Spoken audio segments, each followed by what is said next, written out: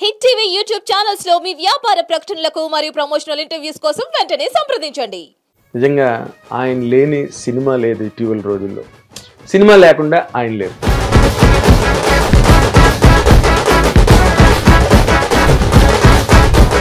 నిలపురి గాజులవో నీలవేణి నిలుచుంటే కృష్ణవేణి లంగవోని వేసుకొని నడుస్తూ ఉంటే నిలవలేని బాలామణి. ఆ పాట మనకంటూ ఒక దారి వేసింది. యూత్ జిమ్లోకి పోయినా ఏదైనా బర్త్డే పార్టీలు చేసుకున్నా ఏ ఫంక్షన్ చేసుకున్నా నావి కనీసం 4-5 పాటలు ఉంటాయి. అవును. మల్లేసన్న దావత్లా పన్ను గాని బారాత్లా టిల్లు అన్న దిగిందంటే డించక్ డించక్ దుంకాలా రాములో రాములా నన్నాగం చేసింది రో రాములో రాములా నా పానం తీసింది రో పోరు మీద పోరుంది మోలే ఉన్నదిరా పోరి బం బం బాటుకుందిరా నారి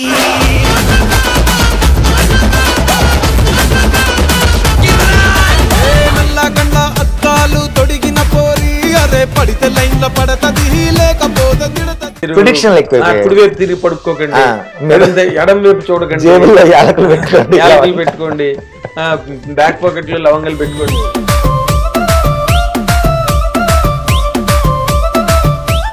మైక్లో అసలు ఆయనకు సంబంధించిన సినిమా కాదు, ప్లస్ ఈ బలగం సంబంధించింది కాదు.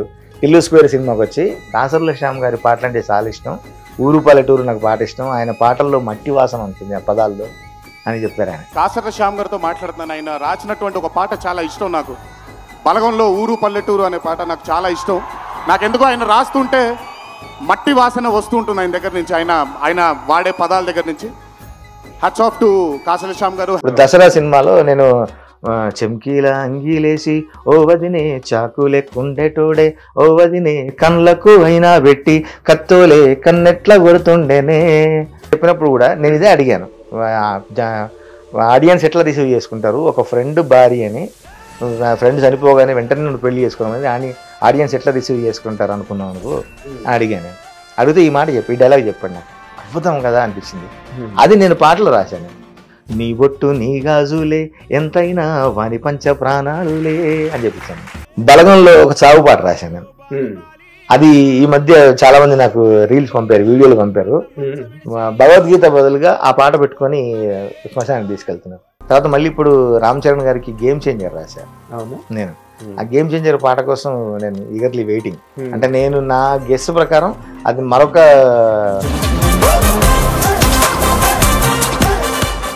హిట్ టీవీ అభిమాన ప్రేక్షకులకు స్వాగతం. నేను మీ నాగేంద్ర కుమార్.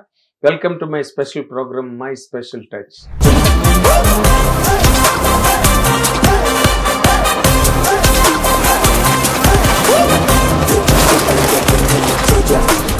నేను ప్రతి రంగంలో ఉండే కొంతమంది స్పెషల్ పీపుల్తో ఇంటర్వ్యూ చేయడం అంటే నాకు చాలా ఇష్టం. ఎందుకంటే వాళ్ళు పబ్లిక్ని ఎంతలాగా ఎక్సైట్ చేస్తారో, ఎంతలాగా అట్రాక్ట్ చేస్తారో, వాళ్ళ ట్రాన్స్లో పడి పబ్లిక్ ఎలాగ కొట్టుకుపోతారో అలాంటి వాళ్ళంటే నాకు చాలా ఇష్టం, గౌరవం. ఇప్పుడు నేను ఇంటర్వ్యూ చేయబోతున్న ఈ వ్యక్తి కూడా నిజంగా ఆయన లేని సినిమా లేదు ఇటీవల రోజుల్లో.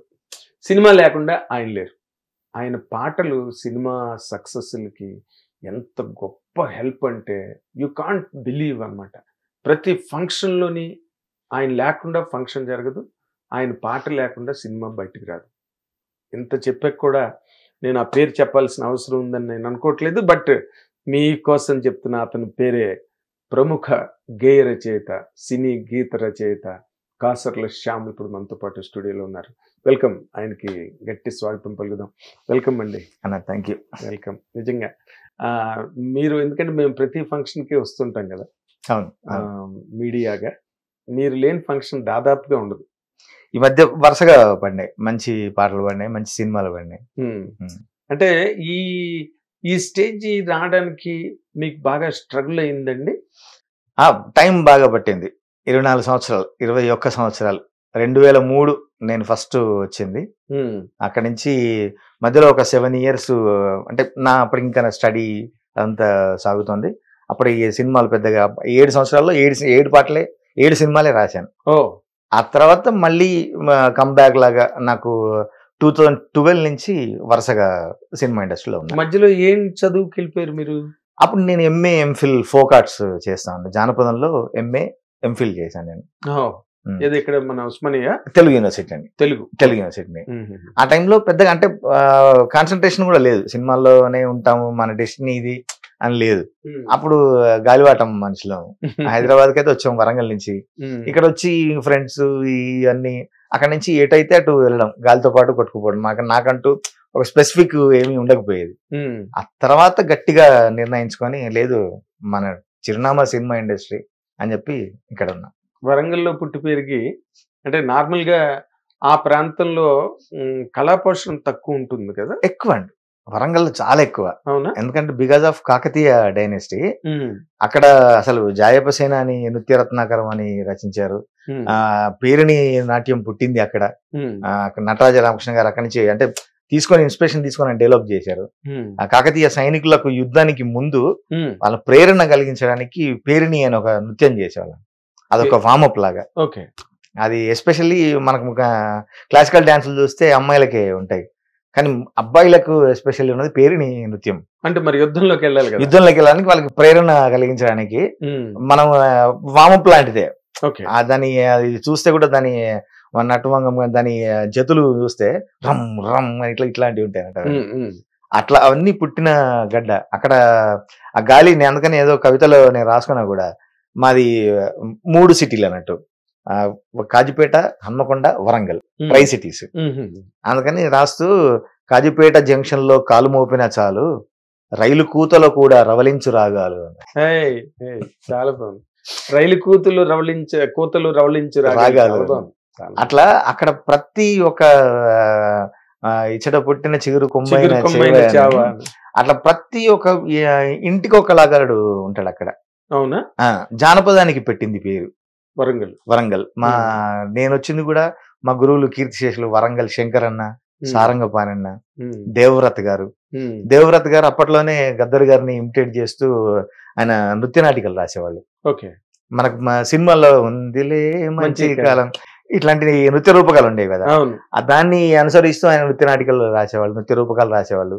అది బాగా ఫేమస్ అప్పట్లో. ఓకే. నేను అట్లా వాళ్ళ శిష్యరికంలో జానపద నృత్య కళాకారుడిగా వచ్చి అక్కడి నుంచి జానపద గాయకుడిగా మారి తర్వాత రచయితగా మారి నాకు పాటలు నేర్పిన గురువులకే పాటలు రాసే ఆ స్థాయికి వచ్చాను. అదే ఆ ప్రయాణం అదృష్టం కలిగింది. ఎగ్జాక్ట్లీ. అంటే నేను ఇందాక అన్నమాట నేను మళ్ళీ దాన్ని సవరిస్తున్నాను. నేను వరంగల్లో కళా పోషణ అన్న పాయింట్ సినిమా కళా పోషణ అంటే సినిమా అవేర్నెస్ అన్నది ఎగ్జాక్ట్లీ కొంచెం తక్కువ. ఎగ్జాక్ట్లీ. అంటే ఇప్పుడు మనకు ఆంధ్రాలో ఉండేటట్టుగా. ఓకే, నారాయణ రెడ్డి గారు వచ్చారు, దాశరథి గారు వచ్చారు, మహానుభావులు వచ్చారు, అందశ్రీ గారు వచ్చారు.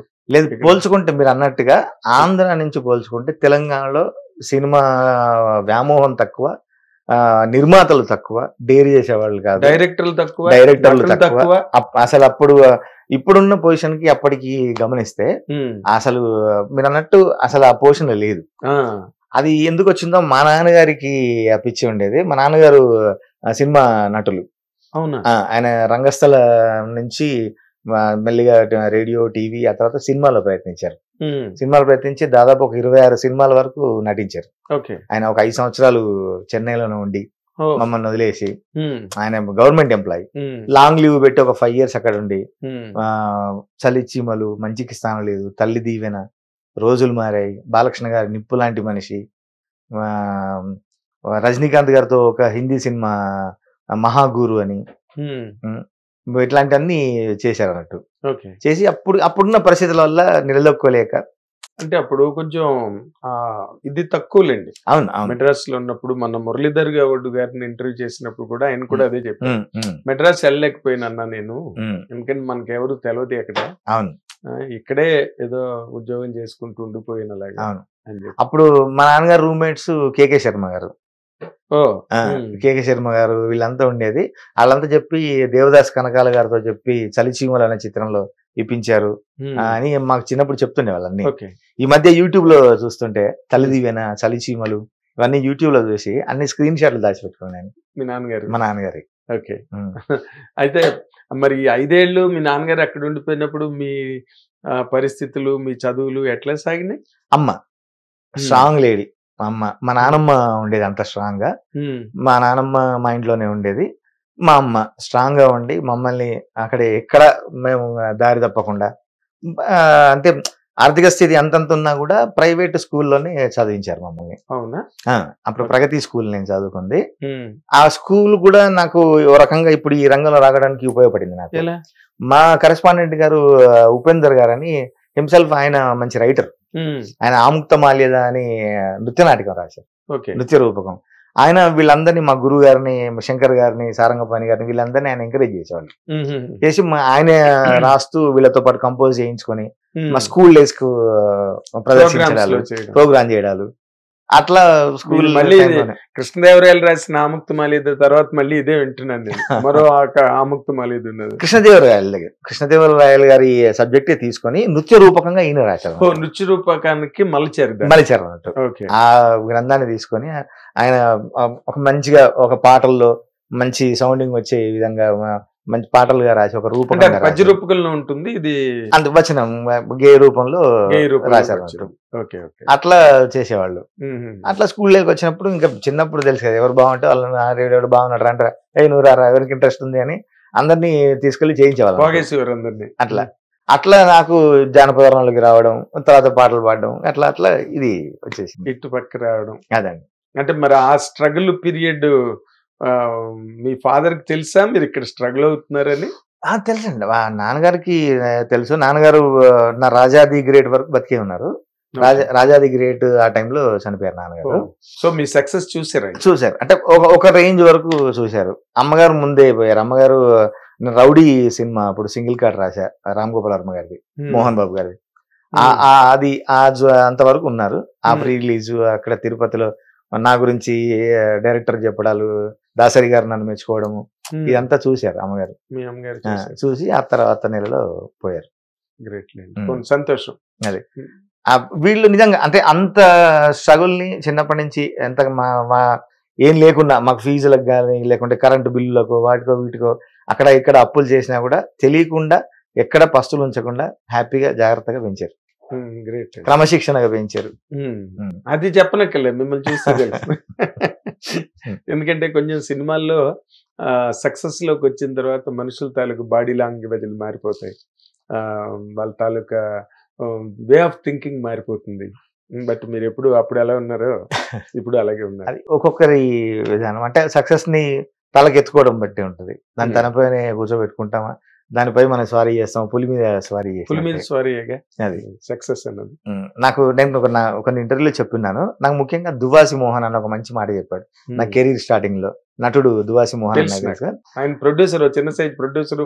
అక్కడి నుంచి పాపం అన్ని నష్టపోయి ఎక్కడ పోగొట్టుకున్నాడో అక్కడే సంపాదించుకోవాలని మళ్ళీ నటుడై మంచి పేరు తెచ్చుకున్నాడు. అన్న నా కెరీర్ స్టార్టింగ్ లో ఒక మంచి మాట చెప్పేవారు, ఎవరికైనా ఒక 10 సంవత్సరాలు సక్సెస్ ఉంటుంది. అంటే సక్సెస్ వస్తే 10 సంవత్సరాలు బాగా మహారాజులాగా ఏలేలాగా చేస్తుంది. ఆ 10 సంవత్సరాలు నీ బిహేవింగ్, నీ సర్కిల్, నువ్వు కూడగట్టుకున్న మంచి ఇంకొక 5 సంవత్సరాలు నేను నడిపిస్తుంది. నీకు సక్సెస్ వచ్చినప్పుడు జాగ్రత్తగా ముందు 5 సంవత్సరాలకి ఏం నేను ఇంకా ఉండాలి అని నువ్వు బాటలు వేసుకో అని చెప్పాను. నాకు మంచి మాట చెప్పాడు, మంచి మాట. ఎందుకంటే అతను అనుభవపూర్వకంగా తెలుసుకున్న విషయాలు అవన్నీ కూడా. లాంగ్ ట్రావెల్ అయింది కూడా ఇండస్ట్రీలో. అందులో నేను ఫస్ట్ నుంచి ఫ్యామిలీ పర్సన్. మా అన్న, మా చెల్లి, ఇంట్లో నా వైఫ్, ఇప్పుడు అంటే ఎప్పుడు నాకు వెంట ఉండి నడిపించేవాళ్ళు నాకు. అంటే ఏదన్నా ఒక సపోజ్ ఒక అడుగు అటు ఇటు పడుతున్నా కూడా, లేదు నా వెనక వీళ్ళు ఉన్నారు, నన్ను నమ్ముకొని వీళ్ళు ఉన్నారు, నన్ను ఆదర్శంగా చూసే వాళ్ళు ఉన్నారు అని చెప్పి వాళ్ళు ఎప్పుడు నాకు గుర్తుంటారు. రెగ్యులర్ గా టచ్ లో ఉంటాం. మా అన్న వరంగల్లో ఉంటాడు ఇప్పుడు. అయినా రోజుకి ఒకసారి మాట్లాడుకుంటాం ఇద్దరం. ఆయన అన్ని వెనకట అంటే నా కెరీర్ స్టార్టింగ్ లో సావిత్రి గారు, ఎస్విఆర్ గారు, హర్నాథ్ గారు వీళ్ళు ఎట్లా దెబ్బతిన్నారు ఇండస్ట్రీకి వచ్చి, అంటే సరిగ్గా ప్లానింగ్ లేకుంటే అని నాకు రోజుకి ఒక్కసారైనా ఉదాహరణలు చెప్పేవాడు. అందుకని ఒళ్ళు జాగ్రత్తగా పెట్టుకొని. అంటే మీకు సినిమా ఇండస్ట్రీకి కావాల్సిన పాఠాలన్నీ మీకు ఇంటి దగ్గరే ముందే దొరికాయి నాకు. దొరికాయి ఎందుకంటే నార్మల్ గా సినిమా ఇండస్ట్రీలోకి వస్తే కానీ తెలియదు. అవును అవును, అవి ఇంటి దగ్గరే మీకు. అవును, నాన్నగారు సినిమా రంగంలో ఉండేవాళ్ళు కాబట్టి రకరకాలుగా చెప్పేవాళ్ళు. అవును అవునండి. ఇప్పుడు నార్మల్ గా ఇప్పుడు మీరు సాంగ్ రైటర్ గా ఒక మధ్యలో ఒక 7 ఏళ్ళు తీసేస్తే మళ్ళీ 2012 నుంచి అని చెప్పారు. అంతే అంతే 2012 అంతే 11 అనుకోండి. మహాత్మా నీలపురి గాజులవో నీలవేణి నిలుచుంటే కృష్ణవేణి లంగవోని వేసుకొని నడుస్తూ ఉంటే నిలవలేని బాలామణి. ఆ పాట మనకంటూ ఒక దారి వేసింది, దారి. నాకు విజిటింగ్ కార్డుగా అయింది. అవును. కృష్ణవంశీ గారి మహాత్మా సినిమా. అవును. ఆ తర్వాత మళ్ళీ మారుతి గారి ఈ రోజుల్లో ఈ రోజుల్లో. ట్రింగ్ ట్రింగ్ ఈ రోజుల్లో అని మొన్న 12 సంవత్సరాల తర్వాత రిలీజ్ చేస్తే కూడా ఆ పాట ఫ్రెష్ గా బతికి ఉంది. అప్పట్లో నేను రాశాను, పొద్దున్నే పరిచయం, మధ్యాహ్నం మేటని, సాయంత్రం సయ్యాట, రాత్రికి బయట ఆట. యూత్ గురించి చెప్పాను. అది ఇంకా స్టిల్ అలాగే ఉంది అట్లాగే ఇప్పుడు. అవును, అది ఎప్పటికైనా ఉంటుంది. మీ లిరిక్ సార్వజనీన కాలాలన్నిటికీ సరిపోతుంది, ఏ లాంగ్వేజ్ కైనా కూడా. ఆ తర్వాత మళ్ళీ మారుతి గారి సినిమాలే వరుసగా నాకు బస్ స్టాప్, ప్రేమ కథా చిత్రం, రొమాన్స్, గ్రీన్ సిగ్నల్, ప్రేమ, లవర్స్, అట్లా వరుసగా ఆయన సినిమాలు. ఆ తర్వాత సైడ్ నుంచి సాయి కార్తిక్ గారు బాగా ఎంకరేజ్ చేసేవాళ్ళు నన్ను, మ్యూజిక్ డైరెక్టర్. సాయి కార్తిక్ గారి ద్వారా రామ్ గోపాల్ వర్మ గారు, ఆ తర్వాత అనిల్ రావిపూడి గారు, ఇట్లా వరుసగా ఒక ఆర్డర్ ఏర్పడతా వచ్చింది. వచ్చారు. నార్మల్ గా మీరు మ్యూజిక్ కూడా చేశారు కదా? అది జానపదమే. అంటే సినిమాల్లో 1-2 సినిమాలు చేశాను మ్యూజిక్. అది మా మిత్రుల కోసం. నా కజిన్ నెల్లూరులో ప్రవీణ్ చంద్ర అని ఒక డైరెక్టర్ ఉండేవాడు. ఆయన సినిమాలు చేసినప్పుడు అప్పుడు డబ్బులు ఉండేవి కాదు, తక్కువ బడ్జెట్ లో పాటలు నేనే రాయడం, నేనే మ్యూజిక్ చేయడం, ఏదో అనుకుని ఒక కీబోర్డ్ ప్లేయర్లు పెట్టుకొని సపోర్ట్ తోని చేసేయడం. అట్లా ఒక 2 సినిమాలు చేసిన. ది బెల్స్ అని, జాబిల్లి కోసం ఆకాశమల్లి అని, శ్రీహరి గారి లాస్ట్ చిత్రాల్లో ఒకటైన సినిమా, దానికి చేశాను. ఇంకా తర్వాత ఆదరించే బోళ్ళంత మంది మ్యూజిక్ డైరెక్టర్లు ఉన్నప్పుడు మనం ఎందుకు కలగ చేసుకోవడం అని ఇంకా జోలికి పోలేదు. అంటే మీకు ఎవరు అవకాశం కూడా ఇవ్వలేదా సరదాగా చేయమని? లేదు, అంటే అడుగుతారు, ఇప్పటికీ 1-2 అడుగుతారు. అవునా? మన సినిమాకి అంటే చిన్న బడ్జెట్ లో చేసి అంటే వాళ్ళకి హెల్ప్ అవుతుంది అని చేయడమే తప్ప, మిగతా ఇప్పుడు వీళ్ళందరూ ఎవరి పని వాళ్ళు చేస్తున్నారు కదా, హ్యాపీగా ఉన్నారు. మనం ఇందులో ఎక్కువ ఎక్స్పర్ట్ నేను రచన సైడ్. ఇంకా దానికి అలాగే చేసుకుని 2 పడవలు మెయిన్ ఆక్యుపేషన్ మీకు రైటింగ్ అంటే అది అంతే. ఇంకా 2 పడవల మీద ఎందుకని అసలు దాని జోలికి పోలేదు. కరెక్ట్ 100 మంచి డెసిషన్ మీరు. అంతే, మంచి డెసిషన్. అలా 2 కాళ్ళు 2 పడవల ప్రయాణాలు చాలా మంది దెబ్బతిన్నారు. కొంత ఇన్సెక్యూరిటీ ఉండొచ్చు, లేదా వీడు ఆ సైడ్ బిజీగా ఉన్నాడు ఎందుకులే అని రైటర్ గా పిలువని మ్యూజిక్ డైరెక్టర్లు ఉండొచ్చు, లేదా ఇప్పుడు వీడు మ్యూజిక్ డైరెక్టర్ కాబట్టి వీడిని పిలిచి మనం రాయిస్తే వీడేదో మనకు హెల్ప్ చేశాడు మన పేరు పోద్ది అన్న మ్యూజిక్ డైరెక్టర్లు ఉండొచ్చు. అట్లా కూడా ఉండొచ్చు, చెప్పలేం కదా. అప్పుడు లేని దానికి ఎందుకు మనం లేని మనకి మనమే సృష్టించుకోవడం. అందుకని ఇంకా అసలు అదేలేండి. పైగా మీకు పాటలు అంటే బాగా ఇంట్రెస్ట్, అభినవేశం ఎక్కువ. ఇప్పుడు మీరు తెలంగాణ మాండలికాన్ని మీ పాట ఏ పాట విన్నా అసలు ఆ తెలంగాణ మాటలు అలాగా వర్షంలా కురుస్తుంటాయి ఆ ప్రతి లైన్ లోని. ఏమండి మీరు బాగా లవ్ చేస్తారండి తెలంగాణ జానపదాన్ని? అంటే నేను వచ్చిన నేపథ్యం అదే, నా చదువుకున్న నేపథ్యం అదే, వరంగల్ జానపదం నుంచి వచ్చాను. దాంతో పాటు ఎప్పుడైతే తెలంగాణ రాష్ట్రం వచ్చిందో కథలు, ఆర్టిస్టులు, దర్శకులు, సబ్జెక్టులు రకరకాల ఎక్స్పాండ్ అయినాయి. స్పాన్ బాగా పెరిగింది తెలంగాణ. పెరిగినప్పుడు మంచి మంచి థాట్స్ తో వచ్చారు, కొత్త కొత్త థాట్స్ తో వచ్చారు. నేను ఈ మధ్య ఇంటింటి రామాయణం అని ఒక చిన్న చిత్రం రాశాను, అది సింగిల్ కార్డ్ నాది. అది చాలా చిన్న సబ్జెక్టు. మనుషులు మన అందరం కలిసే ఉంటాము, కలిసినప్పుడు ఆప్యాయతలు, ప్రేమలు అన్ని చూపించుకుంటాము. ఇంట్లో ఒక వస్తువు పోతే అప్పుడు మనిషిలోని ఇంకో కోణం బయటపడుతుంది, లేదా వీడే తీశాడేమో, ఆడు దొంగ, అప్పటి వరకు వీడి నా ప్రాణం, వీడికి నా గుండెకాయ కోసిస్తా అన్నాడు, ఒక తప్పు వీడి మీద పడ్డప్పుడు లేదు వాడే నాకు వాని గురించి తెలుసు అని మనిషి ఇంకో కోణం బయటపడుతుంది. అట్లాంటి సబ్జెక్ట్, చిన్న సబ్జెక్టు, మంచి పాయింట్ తో వచ్చింది. అట్లాంటి పాయింట్స్ అన్ని కొత్త కొత్త పాయింట్స్ తో వచ్చేసరికి ఇప్పుడు బలగం గానీ, ఇప్పుడు అది అందరికీ తెలిసిన విషయమే గానీ, అవును, దాన్ని ఒక సినిమాగా ఎవరు ఎప్పుడు ఆలోచించలే.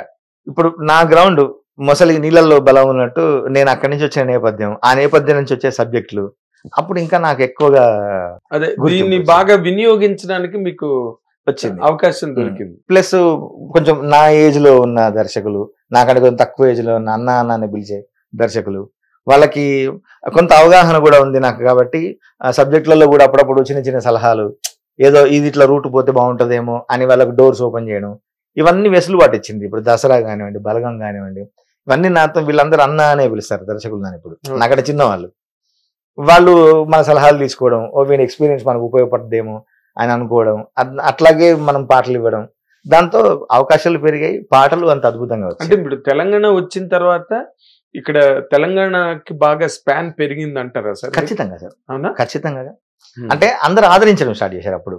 ఇప్పుడు ఒకప్పుడు యాస అర్థం కాదేమో, యూనివర్సల్ గా పోదాము సినిమా, అన్ని మనం ఉమ్మడి రాష్ట్రం ఉన్నప్పుడు అన్ని ప్రాంతాలకి అన్ని ప్రాంతాలకి సరిపోవాలి, అర్థం కావాలని అప్పుడు డేర్ చేసేవాళ్ళు. ఎంతైనా nothing but cinema is commercial format. అవును, డబ్బులు వస్తేనే హిట్ సినిమా అది. అవును, అందుకని సేఫ్ గేమ్ ఆడేవాళ్ళు.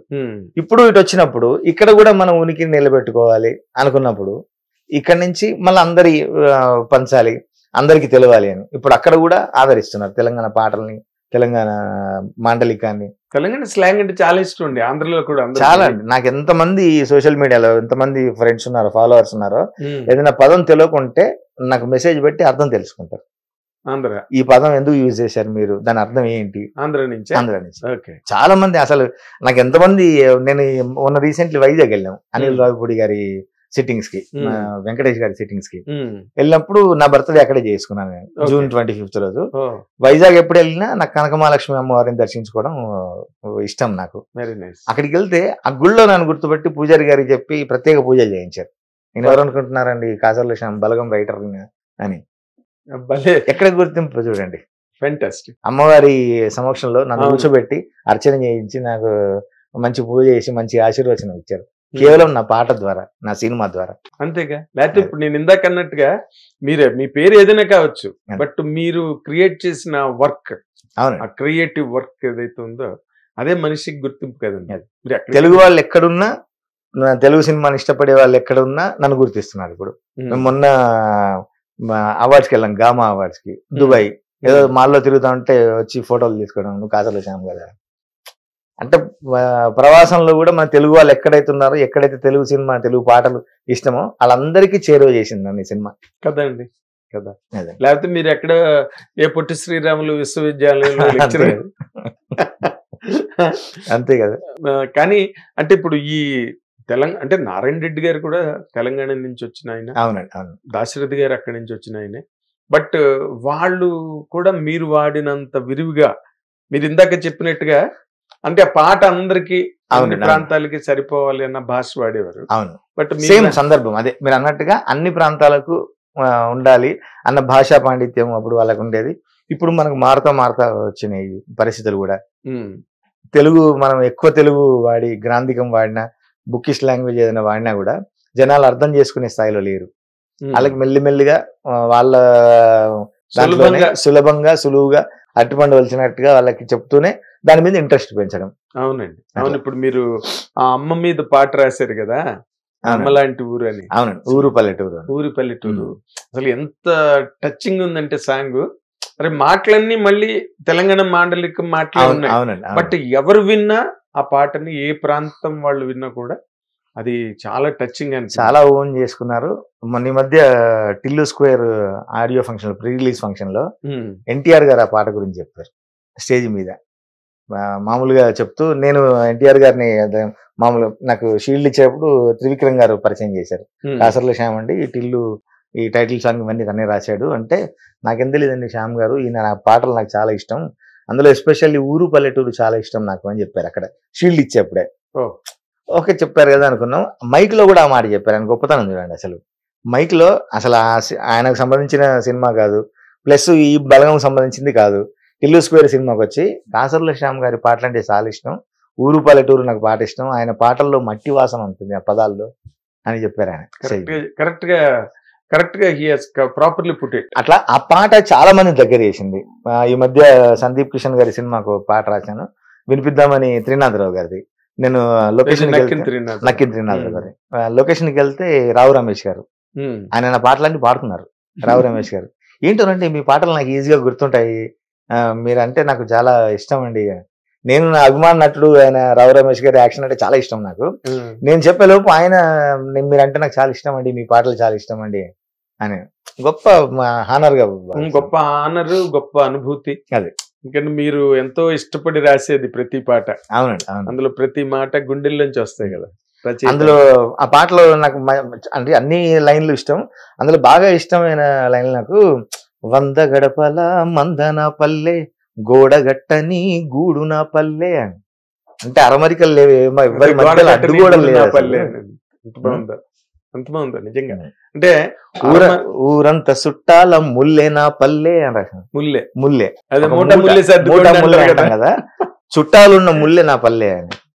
చాలా బాగుంది, చాలా బాగుంది. ఎందుకంటే అది అంటే ఆత్రేయ గారి లాగా ప్రతి కామన్ మ్యాన్ కి, ఒక రిక్షావాడికి, ఆటో పుల్లర్కి కూడా అర్థమవుతూ మళ్ళీ ఆ ఫీల్ గూడు నా పల్లె అంటే అంటే అరమరికలు అంతరాలు లేకుండా అందరూ ఒకటే అని.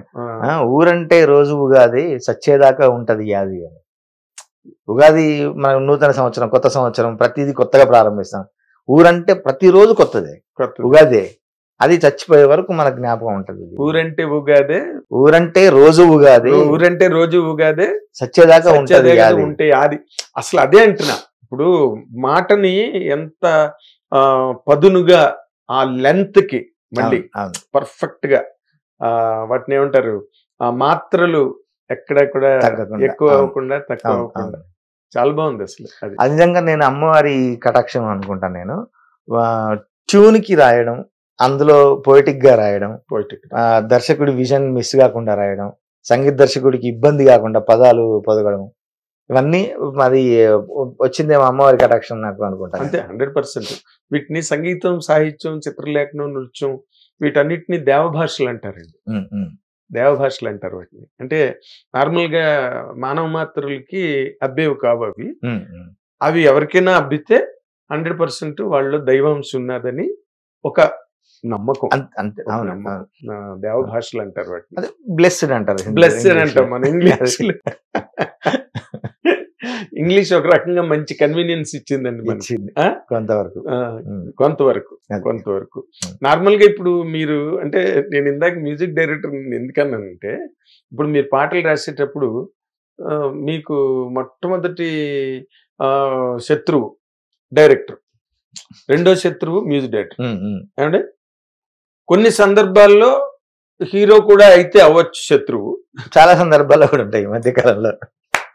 అంటే మనకు అవధానంలో ఒక విభాగంలో నిషిద్ధాక్షరి అని ఉంటుంది. నిషిద్ధాక్షరి ఒక టాపిక్ ఇస్తారు. ఇప్పుడు సపోజ్ మనం మామిడి పండు గురించి ఒక పద్యం చెప్పండి అంటారు అని, మామిడి అనే పదం నిషిద్ధం, రావద్దు అని చెప్తారు. అవును. మనం అక్కడి నుంచి వెళ్ళి అమృత ఫలము సపోజ్ ఏదో వచ్చి తీయదనము అనేది నిషిద్ధం అంటారు. అట్లా ప్రతి గే రచయితకి ప్రతి ఇది ఎంత పర్ఫెక్ట్ అంటే దీని మీద కొంచెం ఎక్స్ప్లెయిన్ చేయాలి. ఎందుకంటే మామిడి పండు అని చెప్పాలి, అమృత ఫలం అని రాయకూడదు. మామిడి పండు అని రాయొద్దు, అమృత ఫలం మామిడి పండు అని రాయకూడదు, అమృత ఫలం అని రాయొచ్చు. అమృత ఫలం అని రాసినప్పుడు అది మామిడి పండు అని అవతల వాడికి అర్థం అవ్వాలని ఎక్కడుంది రూల్? అది రెండు.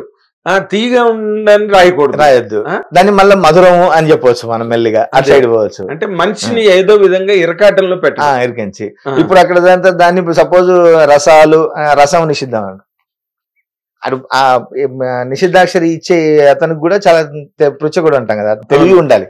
ఇప్పుడు మనం ఏ క్రమంలోకి పద్యం సాగుతోంది అన్నప్పుడు అర్థం చేసుకొని సాగుతుంటే ముందు ఆ పదం నిషిద్ధం అంటాడు. అంటే అతనికి నాలెడ్జ్ ఉంటుంది. సపోజ్ ఇది మనం ముక్కలు కోస్తుంటే అద్భుతంగా ఉంటుంది, ముక్కలు నిషేధం అంటాడు. అప్పుడు చాలా మెదడుని కుదిపాల్సి వస్తుంది, ఉక్రోషం వస్తుంది, ఆవేశం వస్తుంది. ఇప్పుడు సేమ్ ప్రతి గే రచయితకి దర్శకుడు కానివ్వండి, సంగీత దర్శకుడు కానివ్వండి, ఈ మధ్య నిర్మాతలు, హీరోలు కూడా వీళ్ళంతా పృచ్ఛకులు, నిషిద్ధాక్షరి విధించే వాళ్ళే. మనం ఒక దాంట్లో అంటే నిజంగా కూడా నేను నమ్మేది పాట, సినిమా ఏదైనా కూడా director is the captain of the ship అంటారు కదా, ఆయన విజన్ తోనే స్టార్ట్ అవుతుందండి. దర్శకుడు ఒక దృష్టి చూడకుంటే మనం అందులోంచి పోలేము. అవునండి, ఫస్ట్ ఆడియన్ అతనే కదా. ఆయన ఒక వే ఇస్తాడు, అంటే ఆయన ఒక డెస్టినీ మనకు నిర్ణయిస్తాడు, సెట్ చేస్తాడు. దానికి మనం ఎట్లా వెళ్తాము? ఖైరతాబాద్ అనుకోండి, ఇంకా అక్కడ జూబ్లీ హిల్స్ నుంచి వెళ్తావా, బంజారా హిల్స్ నుంచి వెళ్తావా, లక్డీకాపూల్ నుంచి వెళ్తావా, అది మన ఇష్టం. మనందరం దగ్గర దారులు చూపించడం. ప్రతి 24 క్రాఫ్ట్లు కూడా దర్శకుడి డెస్టినీ చేర్చడమే, డెస్టినేషన్ ని చేర్చడమే, దానికే ఉపయోగపడతారని నమ్ముతా. ఎగ్జాక్ట్లీ. దానికి మనం రకరకాల దారులు ఓపెన్ చేస్తాం. ఆయన ఏదైతే కలగన్నాడో దాన్ని నెరవేర్చుకోవడానికి రకరకాల వేలు, దగ్గరి మార్గాలు. అదే ఆయన సృజనని, అది ఆయన క్రియేషన్ ని మీరు ఎట్లా రీచ్ అవుతారు, అది మనం అర్థం చేసుకునే లెవెల్ బట్టి కూడా. దసరా సినిమాలో నేను చెంకీల అంగీలేసి ఓ వదినే చాకులెక్కుండేటోడే ఓ వదినే కళ్ళకు అయినా పెట్టి కత్తోలే కన్నెట్ల కొడుతుండేనే చినిగిన బనీనేసి ఓ వదినే నట్టింట్ల కూసుంటాడే ఓ వదినే మాసిన లుంగి దొడిగి ఎప్పుడు మంచంలోనే వంటాడే అని ఒక పెళ్లి పాట రాశాను. సినిమా మొత్తం ఒక టాపిక్ మీద ఆధారపడి ఉంటది. నాని కీర్తి సురేష్ ని రెండోసారి మ్యారేజ్ చేసుకున్నప్పుడు అమ్మాయిని బొట్టు గాజులు లేకుండా చూడలేడు.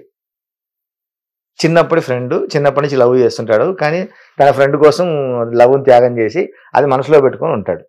అందుకని ఫ్రెండ్ చచ్చిపోతే పెళ్లి కాగానే చచ్చిపోగానే ఈ అమ్మాయిని విధవం చేసే క్రమంలో పెళ్లి చేసుకుంటాడు వచ్చి. ఎందుకంటే నువ్వు బొట్టు లేకుండా గాజులు లేకుండా నేను చూడలేను అనే ఒక డైలాగ్ చెప్తాడు అమ్మాయితో. గుర్తుందండి. దర్శకుడు నాకు చెప్పినప్పుడు కూడా నేను ఇదే అడిగాను, ఆడియన్స్ ఎట్లా రిసీవ్ చేసుకుంటారు, ఒక ఫ్రెండ్ భార్యని ఫ్రెండ్ చనిపోగానే వెంటనే నువ్వు పెళ్లి చేసుకోవడం అనేది ఆడియన్స్ ఎట్లా రిసీవ్ చేసుకుంటారు అనుకున్నావు నువ్వు అడిగాను. అడిగితే ఈ మాట చెప్పి ఈ డైలాగ్ చెప్పాడు. నాకు అద్భుతం కదా అనిపించింది. అది నేను పాటలు రాశాను. ఇప్పుడు ఆయన విజన్ ని నేను గుర్తు పెట్టుకొని ఒక పెళ్లికి వీళ్ళందరూ వెళ్ళినప్పుడు ఊరికి ఆడి పాడే ఒక పెళ్లి పాట. మామూలుగా పెళ్లి జరిగితే ఏముంటది, మళ్ళీ ఇప్పుడు బానే ఉంటది, ముందు ముందు కష్టాలు భార్య భర్తల మధ్య పాత పడిపోతారు, గొడవలు స్టార్ట్ అవుతాయి అని ఒక కంటెంట్ అనుకొని పోయినాం. పెట్టి లాస్ట్ లో ఒక పెద్దవిడితో ఒక మాట చెప్పించాం అందులో, నీ బొట్టు నీ గాజులే ఎంతైనా వాని పంచ ప్రాణాలులే అని చెప్పించాను. సినిమా కంటెంట్ అంతా ఒక్క లైన్ లో అసలు కాన్సెప్ట్ ఆఫ్ ది స్టోరీ. గోసల్ని చూస్తూ ఉన్నా ఎంతైనా గుండెల్లో దాస్తాడులే, నీ బొట్టు నీ గాజులే ఏవైనా వాని పంచ ప్రాణాలులే. చాలా మంచి మాట అండి.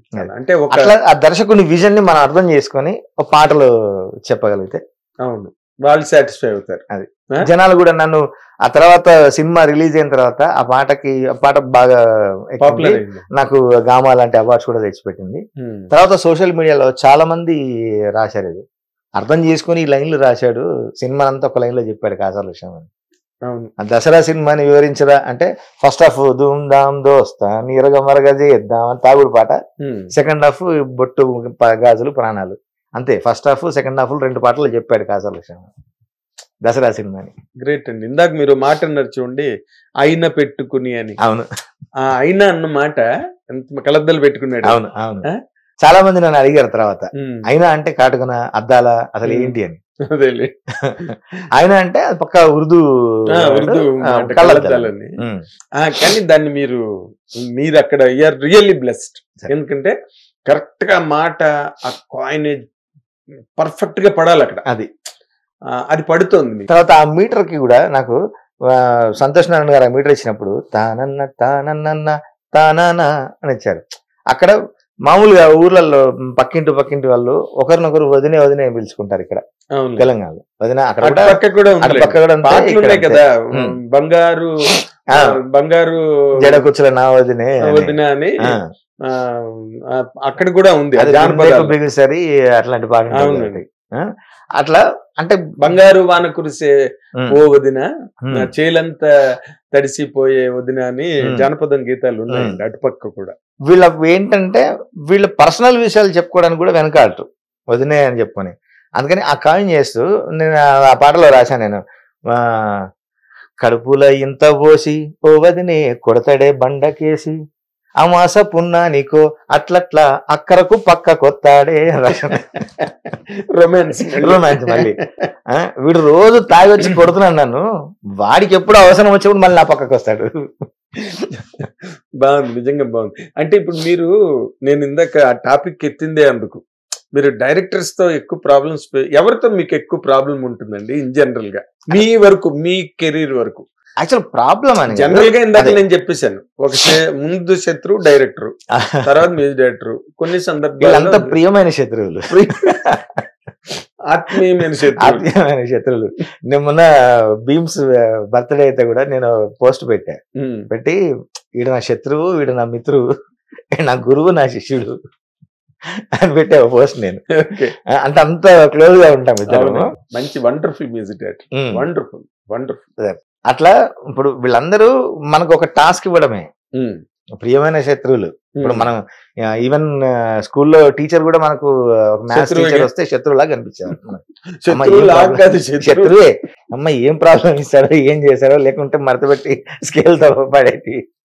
మాకైతే పెన్సిల్ ఏళ్ల మధ్యలో పెట్టి వచ్చేవాళ్ళు. అవునా? మండలి మీద కొట్టేవారు. అది కంపల్సరీ. స్కేల్ ని మళ్ళీ ఇట్లా కాదు, స్కేల్ ఇట్లా నిలబెట్టి అట్లా. నాకు ఒకసారి విపరీతంగా పడినాయి స్కూల్లో. నేను స్కూల్లో బాగా చదివేవాడిని, ఫస్ట్ క్లాస్ స్టూడెంట్ ని. కానీ అప్పుడప్పుడు మధ్యలో అల్లరి చేసేవాళ్ళం అన్నమాట ఇంటర్వెల్ లో. ఒకసారి ఊరికే అప్పుడు అన్ని స్లిప్పర్ కదా, పారగాన్ స్లిప్పర్లు మనకి, అవన్నీ పట్టుకొని శబ్దం శబ్దం నిశబ్దం చెప్పులతో శబ్దం అని కొడతా సార్లు వచ్చి కొట్టారు. తొడపాశం పెట్టేవాళ్ళు, పిల్లేవాళ్ళు. మొత్తం అన్ని ఇట్లా కమిలిపోయేది, మరకలయ్యాయి నాకు. మీరు మంచి స్కిన్ కదా, మంచి కలర్. మీరు పిండితే ఇట్లా మరకలయ్యేది. అవును. అయితే ఇప్పుడు కూడా పెడుతున్నారా తొడపాశాలు మీకు? ఇప్పుడు లేదండి. అంటే ఇప్పుడు ఒక నా వే అర్థమైంది. అంటే డైరెక్టర్లకు కానివ్వండి, సంగీత దర్శకులు కానివ్వండి, ఈ పాట అయితే కాసర్ల శ్యామ్ బాగా రాస్తాడు, ఈ పాటలో మనం ఇది ఎక్స్పెక్ట్ చేయొచ్చు అని నా రైటింగ్ స్టైల్ అర్థం చేసుకొని అట్లాంటి పాటలే ఇస్తున్నారు. అంటే అన్ని పాటలు రాస్తాడని నమ్మిన దర్శకులు ఉన్నారు. ముందు బేసిక్ గా మీ మీద ఒక గీత రచయితగా పరిశ్రమకి మంచి నమ్మకం కలిగింది. అవునండి. అవును. ఈ పాటని ఇస్తారు. అవును, అన్ని ఇస్తున్నారు. ఇప్పుడు డార్లింగ్ సినిమాలో అదే మన ప్రియదర్శి ఆ సింగిల్ కార్డ్ 19వ తారీఖు 19 రిలీజ్ ఉంది. తర్వాత పొట్టేలు అని ఒక సినిమా వస్తుంది, అది సింగిల్ కార్డ్. అందులో 7 పాటలు రాశాను నేను. అంటే నా 5 ఫుల్ పాటలు, ఒక 2 బిట్ సాంగ్స్. ఓకే. ఇందులో 5 పాటలు, ఒక సింగిల్, ఒక బిట్ సాంగ్. ఇట్లా అంటే అన్ని పాటలు రాయగలుగుతాడు. అంటే అది వచ్చేసింది ఆ నమ్మకం. అది కూడా మంచి పోయిటిక్ గా చెప్పే అవకాశాలు దొరుకుతున్నాయి నాకు. ఇప్పుడు ఇందులో నాకు చాలా మంది జర్నలిస్ట్ మిత్రులే ఫోన్ చేసి చెప్పారు నాకు, డార్లింగ్ సినిమాలో రాహి అని ఒక పాట రాశాను. రాహి అంటే బాటసారి అని అర్థం. అవును, యాత్రికుడు, బాటసారి. అందులో రాస్తూ అమ్మాయి ఎక్స్ప్లోర్ చేయాలనుకుంటది ఈ ప్రపంచాన్ని. ప్రపంచమంతా నాదే, చిన్నదే, అంతా అన్న వాళ్ళే అనుకున్న మైండ్ సెట్ ఉన్న హీరోయిన్. అమ్మాయి చేస్తుంటే ఎక్కడి నుంచి స్టార్ట్ చేద్దాము అన్నప్పుడు నేను ఈ పంచభూతాల నుంచి స్టార్ట్ చేశాను.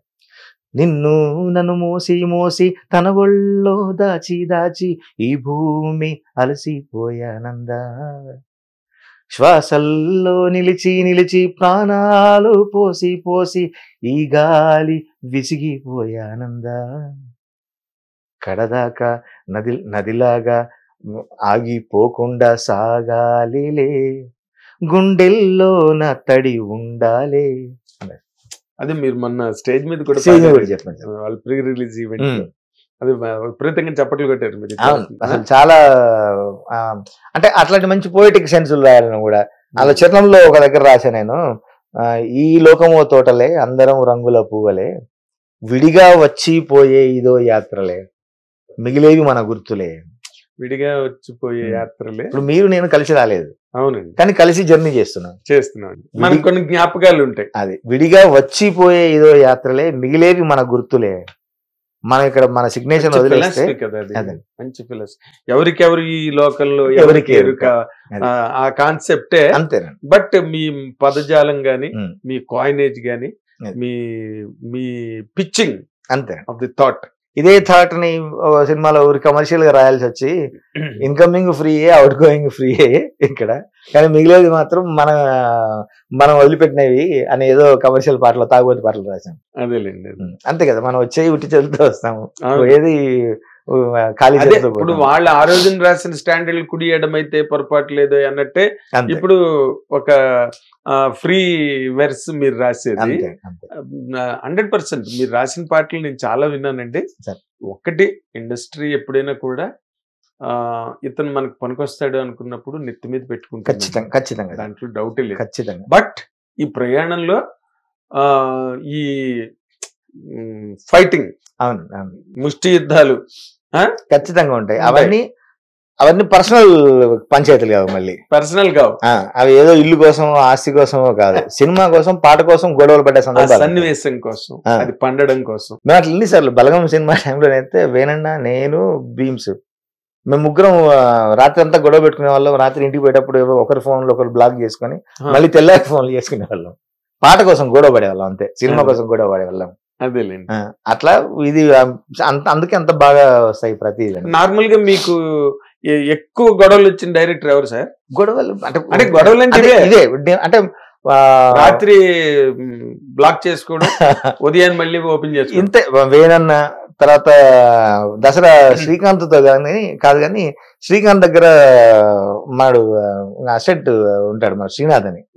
శ్రీకాంత్ కి రైటింగ్ లో హెల్ప్ చేస్తాడు అసోసియేట్ డైరెక్టర్ అలీనాల్ మనడు. ఇప్పుడు మళ్ళీ తనకు ఇంకో సినిమా కూడా తనకు వచ్చింది, తను సొంతగా ఇప్పుడు దర్శకత్వంలో స్టార్ట్ చేయబోతున్నాడు. తనతో ఈ పాట కోసం గొడవలు పెట్టుకున్నాను నేను, చమ్కీ లాంగి పాట కోసం. అసలు గొడవ పెట్టుకుని శ్రీనాథ్ ఒక 2 లైన్లు అన్న ఇంకేదన్నా వస్తే చూడన్నా, ఇంకేదన్నా వస్తే చూడన్నా, పాట బెటర్మెంట్ కోసమే అంతా చూస్తూ అన్న అసలు అదిరిపోయిందన్న, ఈ 2 లైన్లు ఎక్కడ కొడుతుందన్న, అంటే ఇవి స్టాండర్డ్ కి మ్యాచ్ అవ్వట్లేదన్నా, బ్రిడ్జ్ లేదన్నా ఎట్లా చెప్తాడు. అంటే నేను అంతే శ్రీనాథ్ వదిలేసాను అని మళ్ళీ తర్వాత ఆలోచించా, ఎందుకు పాట అంతా బాగుందన్నాడు, ఆ 2 లైన్లు ఎందుకు పట్టుకున్నాడు అని. ఆ 2 లైన్లు ఇప్పుడు ఇందాక చెప్పిన పాటలు, అమాస పున్నానికో అట్లట్లా అక్కరకు దగ్గరకు వస్తాడే, పక్కకు వస్తాడే, పర్ఫెక్ట్ గా పలికిందిగా శ్రీనాథ్ సరిపోయింది. అప్పుడు ఇప్పుడు తర్వాత అన్న నేను ఇబ్బంది పెట్టాను ఏమనుకోమంటే, పాట గురించే ఇబ్బందులు ఇవన్నీ. మీరు పడే ఇబ్బందులు ఏముంది, లేకపోతే మీ ఇంటికి వాళ్ళు రావడానిక, వాళ్ళ ఇంటికి మీరు వెళ్ళడానికి. అవును, అట్లా జరుగుతాయి కొన్ని. నాకు బాగా పేరు తెచ్చిన పాటలు అంటే నాకంటూ మంచి గుర్తింపు, ఒక స్టాండ్ గా ఇక్కడ స్టాండర్డ్ గా నిల్చోడానికి ఇచ్చింది లై పాట. బొమ్మోలే ఉన్నదిర పోరి, బొంబాటుగుందిరా నారి, లడ్డోలే ఉన్నదిర గోరి, లై లైలప్ప బుగ్గల్ది ప్యారి, ఏడికెళ్ళి వచ్చాను ఈ మిస్ అని ఇట్లాంటి రాస్తూ, అందులో నేను చరణంలో ఒక లైన్ రాశాను నేను, సుక్క లెక్క సక్కగుంది పోరి, దీని చెమట సుక్క సెంటు నాకు వారి అని. అది అంత ముందు ఉన్న పాట అంతా వేరు. యాక్చువల్ గా రికార్డింగ్ కి ముందు హనురావుపూడి గారు వచ్చి కూర్చొని ఈ 2 లైన్లు మార్చండి అని, వేరే లైన్లు ఉండే అక్కడ మెయిన్, అంటే ఈ లైన్లు రాశాను నేను. రాయగానే అదిరిపోయింది కదా గురు, మిగతా పాట అంతా తేలిపోతుంది, ఇప్పుడు ఈ లైన్ దగ్గర మ్యాచ్ చేస్తూ పాట రాయను ఆయన. అప్పటిదాకా పాట రెడీగా ఉంది, సింగర్ రెడీగా ఉన్నాడు రాహుల్ సిబ్లింగంజ్, 2 లైన్లే మార్చాలి, ఫస్ట్ రాసుకున్నప్పుడు 2 లైన్లుగా మార్చేద్దాంలే రికార్డింగ్ అప్పుడు అన్నారు ఆయన, ఫ్రీడమ్ ఇచ్చారు నాకు. రికార్డింగ్ ముందు ఆ 2 లైన్లు మార్చకూడదు అంటే మార్చాను. అద్భుతంగా ఉంది, దీనికి మొత్తం పాట మ్యాచ్ చేయి, పాట అంతా తేలిపోతుంది లైన్ల ముందు అంటే. అప్పుడు మళ్ళీ రాశాను, ట్రంపెటల్లే వంపులున్న పోరి, ట్రంపు లెక్క సంపుతుంది రో నారి. ట్రంప్ లాగా ఇప్పుడు మళ్ళీ వస్తాడంటున్నారు మళ్ళీ, మీ పాటకు మళ్ళీ ఊపు వస్తుంది ఇప్పుడు. అంతే, అట్లా ప్రతిదీ బెటర్మెంట్ కోసమే జరుగుతాయి. అదేలేండి. మణిశర్మ గారు అయితే ఆయన మీటర్ పర్ఫెక్ట్ మీటర్ గా రాయకుంటే చాలా కోపం ఆయనకి. నా సెకండ్ పాటే మణి గారికి ఎమ్మెల్యే చిత్రంలో, సన్నజాజి నిన్ను చూస్తే డైటింగ్ చేస్తాదే చిన్నదానా, సందమావే ఎదురొస్తే మేకప్ వేసుకుంటదే చిన్నదానా అని పాట. అందులో చరణంలో ఫస్ట్ చరణం అంతా మీటర్కి రాసా, సెకండ్ చరణంలో డైరెక్టర్ గారు ఒక ఎక్స్ప్రెషన్ ఏదో నచ్చింది ఆయనకి. ఇప్పుడు టైం అయినా పొద్దున రాత్రి అయినా నీతో సగం వరకే ఉంటాయి, నేను పొద్దున రాత్రి నీతో కలిసి ఉంటాను, 24 hours నీతో ఉంటాను, నేను పగలు 12 గంటలు రాత్రి 12 గంటలు కదా, ఆల్రౌండ్ ది క్లాక్, నేను 24 గంటలు నీతో ఉంటా నేను అని చెప్పే ఒక లైన్ రాశాను నేను. ఆయనకు బాగా నచ్చింది, అది మీటర్లో కూర్చోట్లేదు. కూర్చోకుంటే ఒక్క పదం ఏదో ఎక్స్ట్రా చేసి పాడించేటప్పుడు మేనేజ్ చేద్దాంలే అని చెప్పి నా సెకండ్ పాటే మణిగారితో. ఫస్ట్ పాట అప్పుడే లై అయింది, సెకండ్ పాట ఎమ్మెల్యే రాసినప్పుడు అప్పుడు ఫస్ట్ చరణం వరకు బాగున్నారు, సెకండ్ చరణం రాగానే ఏంటి గురుది అన్నారు. అంటే సార్ అది డైరెక్టర్ గారికి మ్యాటర్ నచ్చిందంటే, నువ్వు మ్యాటర్ కోసం మీటర్ చెడగొట్టద్దు నువ్వు అంటే. అట్లాగా సార్, నేను ఫస్ట్ చరణం వరకు బాగానే రాశాను కదా సార్, ఈ ఒక్క పదమే కదా అంటే, నువ్వు చాలా నా దగ్గర ఫ్రీడమ్ ఎక్కువ తీసుకుంటున్నావు గురు అని ఆయన. సార్ అని బతికాడు. ఆ పాట ఏమైనా చేసుకుని చావండి మీరు అనిపోయాడు. అంటే ఇప్పుడు అంటే అఫ్ కోర్స్ కొంచెం ముందు జనరేషన్ కదా మణిశర్మ, వేటూరు గారితో వాళ్ళతో కలిసి పనిచేసిన సంగీత దర్శకుడు కదా, అందుకని ఆ ఫీల్ ఉంటుంది అతనికి, ఆ స్టాండర్డ్ లో ఉండాలనుకుంటాడు. అసలు నిజంగా మేము ఈ జనరేషన్ కంటే, నాకు ఇప్పుడు మేమున్న బీమ్స్ కానీ నేను కానీ ఇప్పుడు మేమంతా వీళ్ళతో వర్క్ చేయడం అసలు బ్లెస్డ్ గా ఫీల్ అవుతాం. ఎందుకంటే వాళ్ళు బ్రిడ్జ్ కదా మాకు, ఈ తరానికి పాత తరానికి. అవును, వాళ్ళ స్టాండర్డ్స్ దీనికి తగ్గట్టుగా మాతో చేయించుకుంటూ అక్కడ విలువలు మిస్ కాకుండా చేయడం అనేది చాలా ఛాలెంజ్ గా మీరు చెప్పుకోవాలి అని అసలు ఒక ఛాలెంజ్ పాట తల కొట్టుకుని ఎప్పటికీ సెట్ అవ్వక అలాంటి చెప్పాలంటే ఏం చెప్తారండి? అన్ని కేక్ వాకేనా మీకు? అన్ని బాగా జరిగాయి. లక్కీది తక్కువ వెర్షన్లే, మాక్సిమం 1-2 వెర్షన్లకే ఓకే అయిన పాటలు అన్ని కూడా నావి. ఒక పాట ఇంతకుముందు ఇంటర్వ్యూలో కూడా చెప్పినాను, అది నాకు బాగా ఇష్టమైన పాట, అంత పాపులర్ కూడా కాలేదు అది. 2 పాటలు ఉన్నాయి అట్లాంటివి నాకు బాగా నచ్చినవి. నేను కష్టపడి ఇష్టపడి రాసిన 2 పాటలు. ఒకటి పేపర్ బాయ్ టైటిల్ సాంగ్, తర్వాత శ్రీహరి గారి టీ సమోసా బిస్కెట్ అనే సినిమాలో, తర్వాత దాన్ని రియల్ స్టార్ అని పేరు మార్చారు, చాయ్ సమోసా బిస్కెట్ అని పెట్టారు సినిమా పేరు. అందులో ఇరానీ హోటల్ గురించి రాశాను నేను. ఓకే. ఆ పాట అది రీసెర్చ్ చేసి జనాలకు ఎట్లా చెప్తే బాగుంటది అనేది చెప్పి రాశాను. అది పోలేదు, నాకు బాగా ఇష్టమైన పాట. బాగా పోలేదు అది పోలేదు. అది ఈ 2 పాటలు కూడా ఎక్కువగా పోలేదు. ఈ పేపర్ బాయ్ టైటిల్ సాంగ్ ఒక విశేషం కూడా ఉంది. దీన్ని లిరిక్ నచ్చి చంద్రబోస్ గారు పాడారు ఆ పాట. ఒక గే రచయిత పాట, ఇంకో గే రచయిత ఇది బాగుందిరా నేను పాడతా అని చెప్పి పాడారు. మంచి గెస్చర్ కదా అది. అదే మంచి గెస్చర్. ఆ 2 పాటలు నేను బాగా కష్టపడి ఇష్టపడి రాసినవి, పోలేదు ఎక్కువగా. ఓకే. మీకు ఆ బ్యాడ్ ఫీలింగ్ ఉండిపోయింది. అంతే అంతే అంతే. అనుకోకుండా హిట్ లైన్ పాటలు ఏంటండి మీ దానిలో? మీరు ఎక్స్పెక్ట్ చేయకుండా అసలు ఊపేసిన పాటలు? ఈ మధ్య మ్యాడు కళ్ళజోడు కాలేజీ పాపజోడు ఎల్లారెడ్డి గూడ కడ ఆపిజుడు ఎర్ర రోజా పువ్వు చేతికిచ్చి చూడు అందరి ముందు ఐ లవ్ యూ చెప్పి చూడు పడితే లైన్లో పడుతుంది లేకపోతే తిడుతుంది పోతే ఈ చదువుతుంది అది పోతే ఇంకోటి వస్తుంది. హిట్ అవుతుంది అనుకున్నాం కానీ ఇంత బ్లాస్ట్ అవుతుంది అనుకోలే. మొన్న ఒకే ఛానల్లో 200 మిలియన్లు రీసెంట్లీ. 200 మిలియన్ ఆదిత్య మ్యూజిక్ లో రిలీజ్ అయింది. వాళ్ళది ఒక ఇంకో ఛానల్ ఉంటది, మా పాట మీ నోట అని, మీ పాట మా నోట అట్లాంటి ఏదో ఉంటది ఛానల్.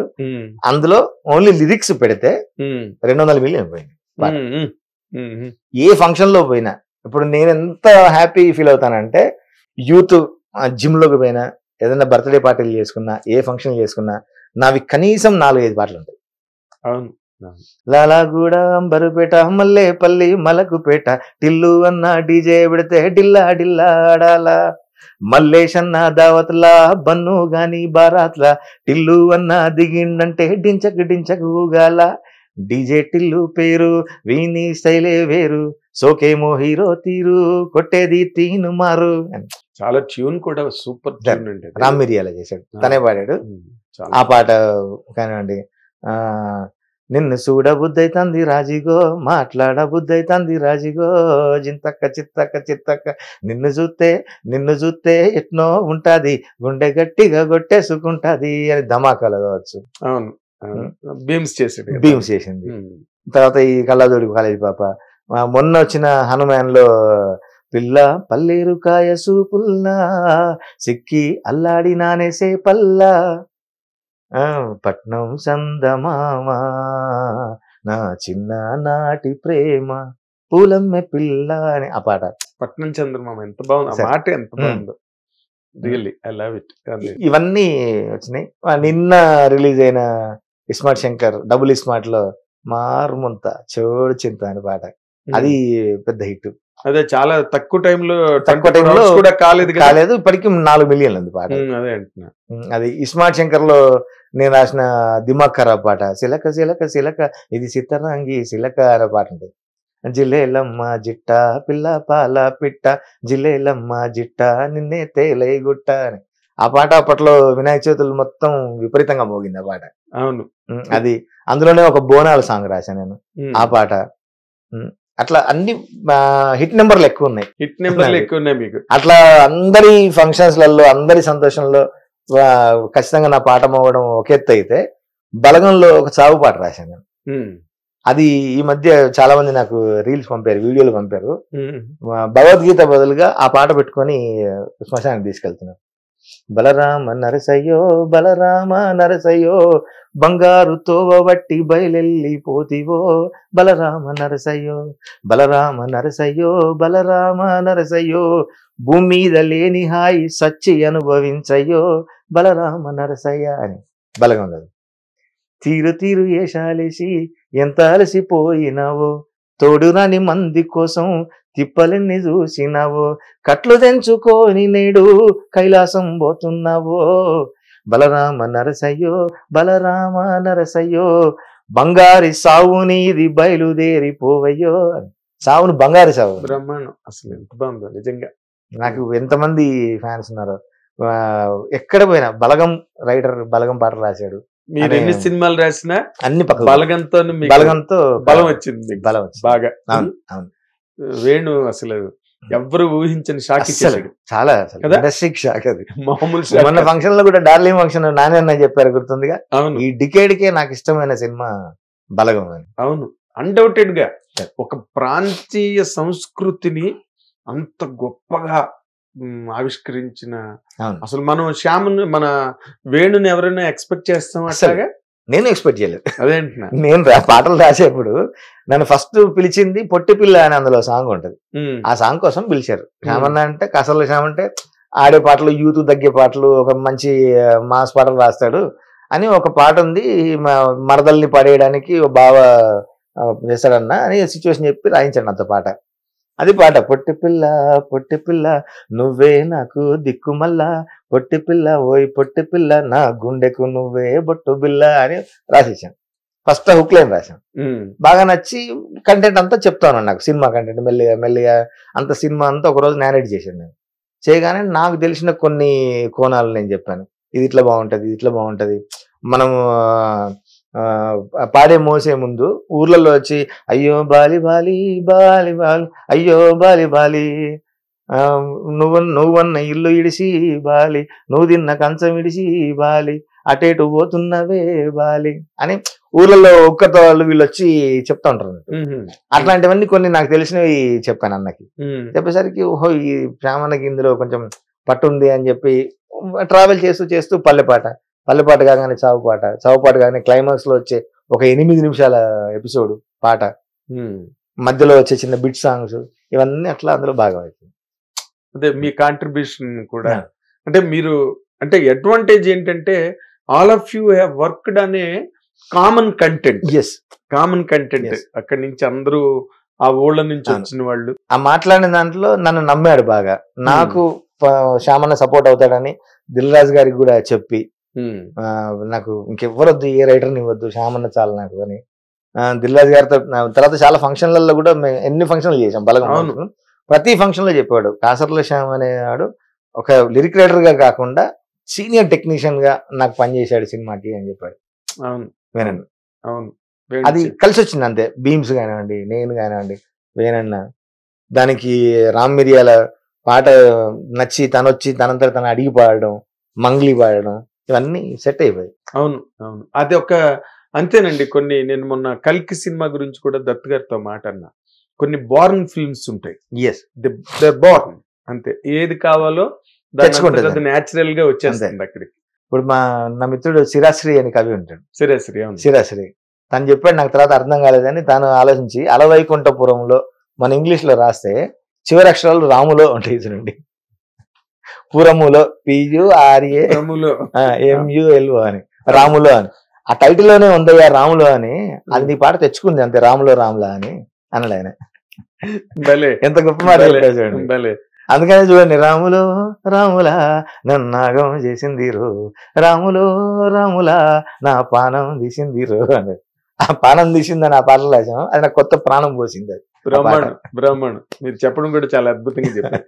అయితే ఈ పాట, నాకు ఆ పాటలో ప్రత్యేకత ఏంటంటే ఒక పార్టీ సాంగ్, ఒక ట్రెండింగ్ లేటెస్ట్ మోడర్న్ స్కూల్. అవును, దాంట్లో మీరు అలాంటి లిటరేచర్ రాశారు చూసారా? అవునండి. అది అక్కడ ఆ కాంట్రాస్ట్ భలే వర్కౌట్ అయిందండి. నాకు ఆ పాట రిలీజ్ అయ్యి ఒక 20 మిలియన్ ఆ ప్రాంతంలో ఉన్నప్పుడు త్రివిక్రమ్ గారు ఫోన్ చేశాను. నాకు ఫోన్ చేసి 45 మినిట్స్ మాట్లాడలేదు కరెక్ట్ గా. నేను రోడ్డు మీద ఉన్నా, పక్క కార్ ఆపుకొని కూర్చొని కార్లో మాట్లాడుతూ ఉన్నాను. ఆయన చెప్పి, మీరు చూడండి ఇప్పుడు రామ్లో రామ్లా అని హుక్ లైన్ గురించి అంటున్నారు, పోతుంటే లిరిక్స్ గురించి మాట్లాడతారు.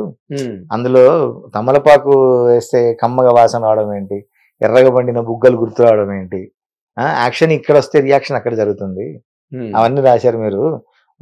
పువ్వుల అంగి వేస్తుంటే గుండి నువ్వై పూస్తావే, పండుకున్న గుండెల్లో దూరి లొల్లే చేసావే.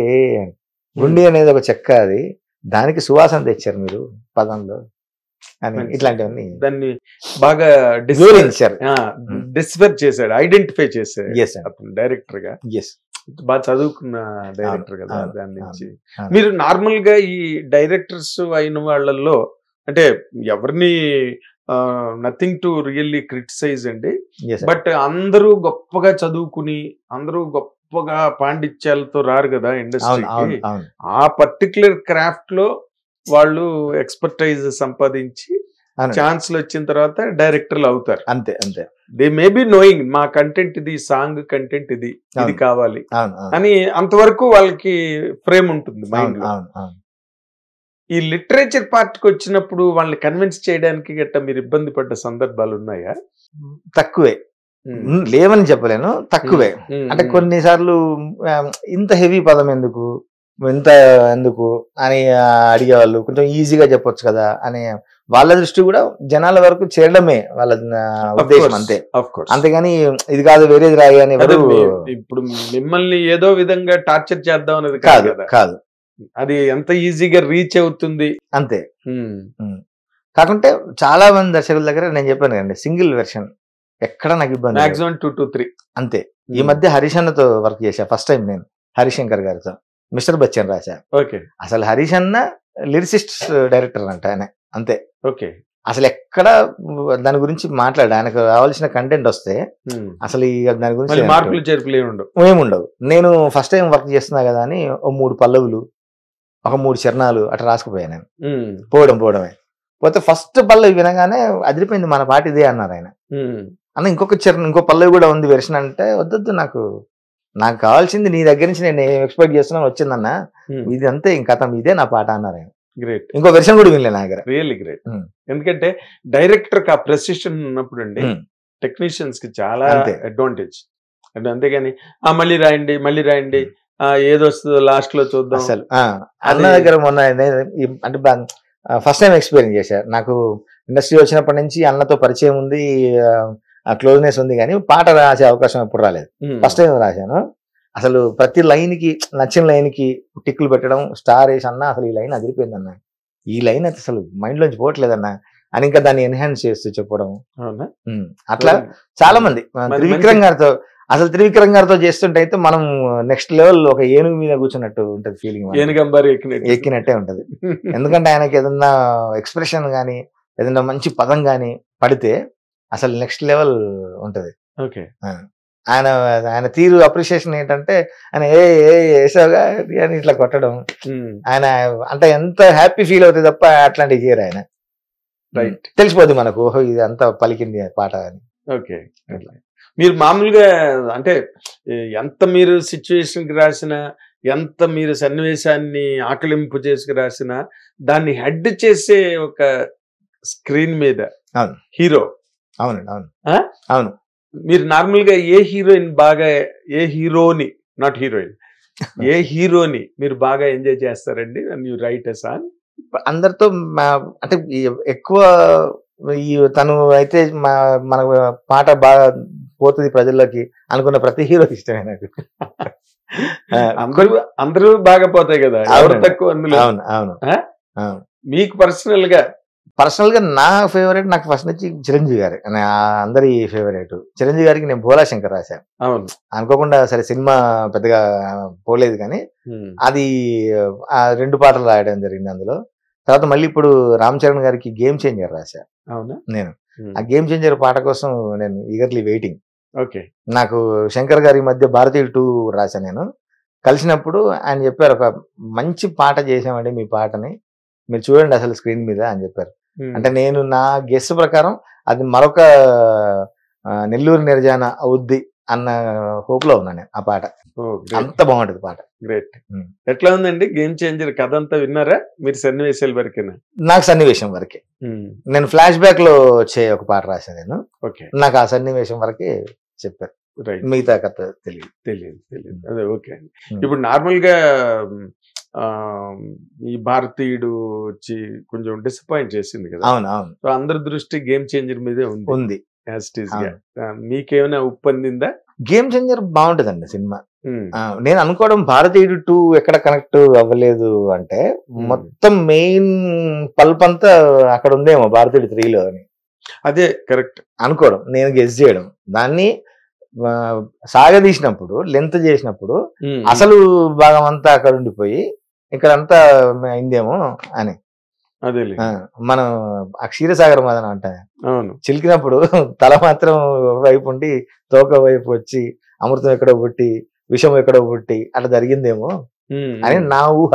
కరెక్టే, ఎందుకంటే కమల్ హాసన్ గారు కూడా ఎప్పుడు always kept on talking about part 3. Exact. అది శంకర్ కూడా ఏదో కొంచెం డిసాటిస్ఫాక్షన్ ఎక్స్ప్రెస్ చేసాడని విన్నాను. ఎగ్జాక్ట్లీ. మీరు ఎప్పుడు పార్ట్ పార్ట్ 2 మీద ఇంట్రెస్ట్ పోతుంది, అదే జరిగింది అనుకుంటున్నాను నేను ఈ సినిమా గురించి. ఖచ్చితంగా మెయిన్ అంతా దాచి ఇక్కడ అయిందేమో అనేది. ఓకే, ఇప్పుడు మనం కల్కి తీసుకున్నా కూడా ఈ యొక్క స్టార్టింగే మనకు ఆ వరల్డ్ లోకి తీసుకెళ్లారు, ఇంకా డెప్త్ వెళ్ళలేదుగా మనం. ఇంకా వెళ్ళలేదు, అసలు డెప్త్ అంతా పార్ట్ 2లో ఉంది. అది బట్ పార్ట్ 1 తోనే అదిరిపోయారు కదా ప్రపంచం అంతా. అవును, 1000 కోట్లు. అవును,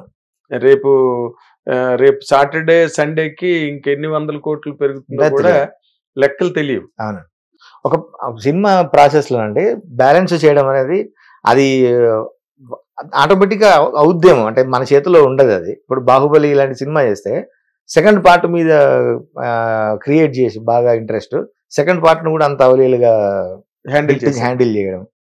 టిల్లు తీసుకోండి సపోజ్, అది ఏమన్నా అది పార్ట్ 2 కాదు కానీ టిల్లు స్క్వేర్ దానికి సంబంధించిన అదే, కానీ ఫస్ట్ కంటే సెకండ్ చాలా బాగుంది అనిపించుకున్నాడు ఫస్ట్ కన్నా. అవును, అట్లా కొన్ని కుదురుతాయి అని సెట్ అవుతాయండి. అంటే ఇది బ్యాలెన్స్ అయిందేమో అనేది నా ఉద్దేశం. ఎగ్జాక్ట్లీ. వాళ్ళు బాహుబలి పార్ట్ 1 కి కట్టప్పని క్లైమాక్స్, కట్టప్ప బాహుబలిని చంపడం ఉంది, దాని వల్ల సెకండ్ పార్ట్ కి హైప్ వచ్చింది. ఏంటిది అన్న దాని మీద. బట్ ఇక్కడ కల్కి వచ్చేసరికి ఏంటంటే ఇంక సెకండ్ హాఫ్ లో వాళ్ళు ఏం చూపిస్తారో ఏం చూడాలో మనకు తెలియదు. బట్ ఇదే వేరే యూనివర్స్ లాగా ఉంది. నిన్న కమల్ హాసన్ గారు చూసారా వీడియో రిలీజ్ చేశాడు, అమితాబ్ గారు రిలీజ్ చేశారు.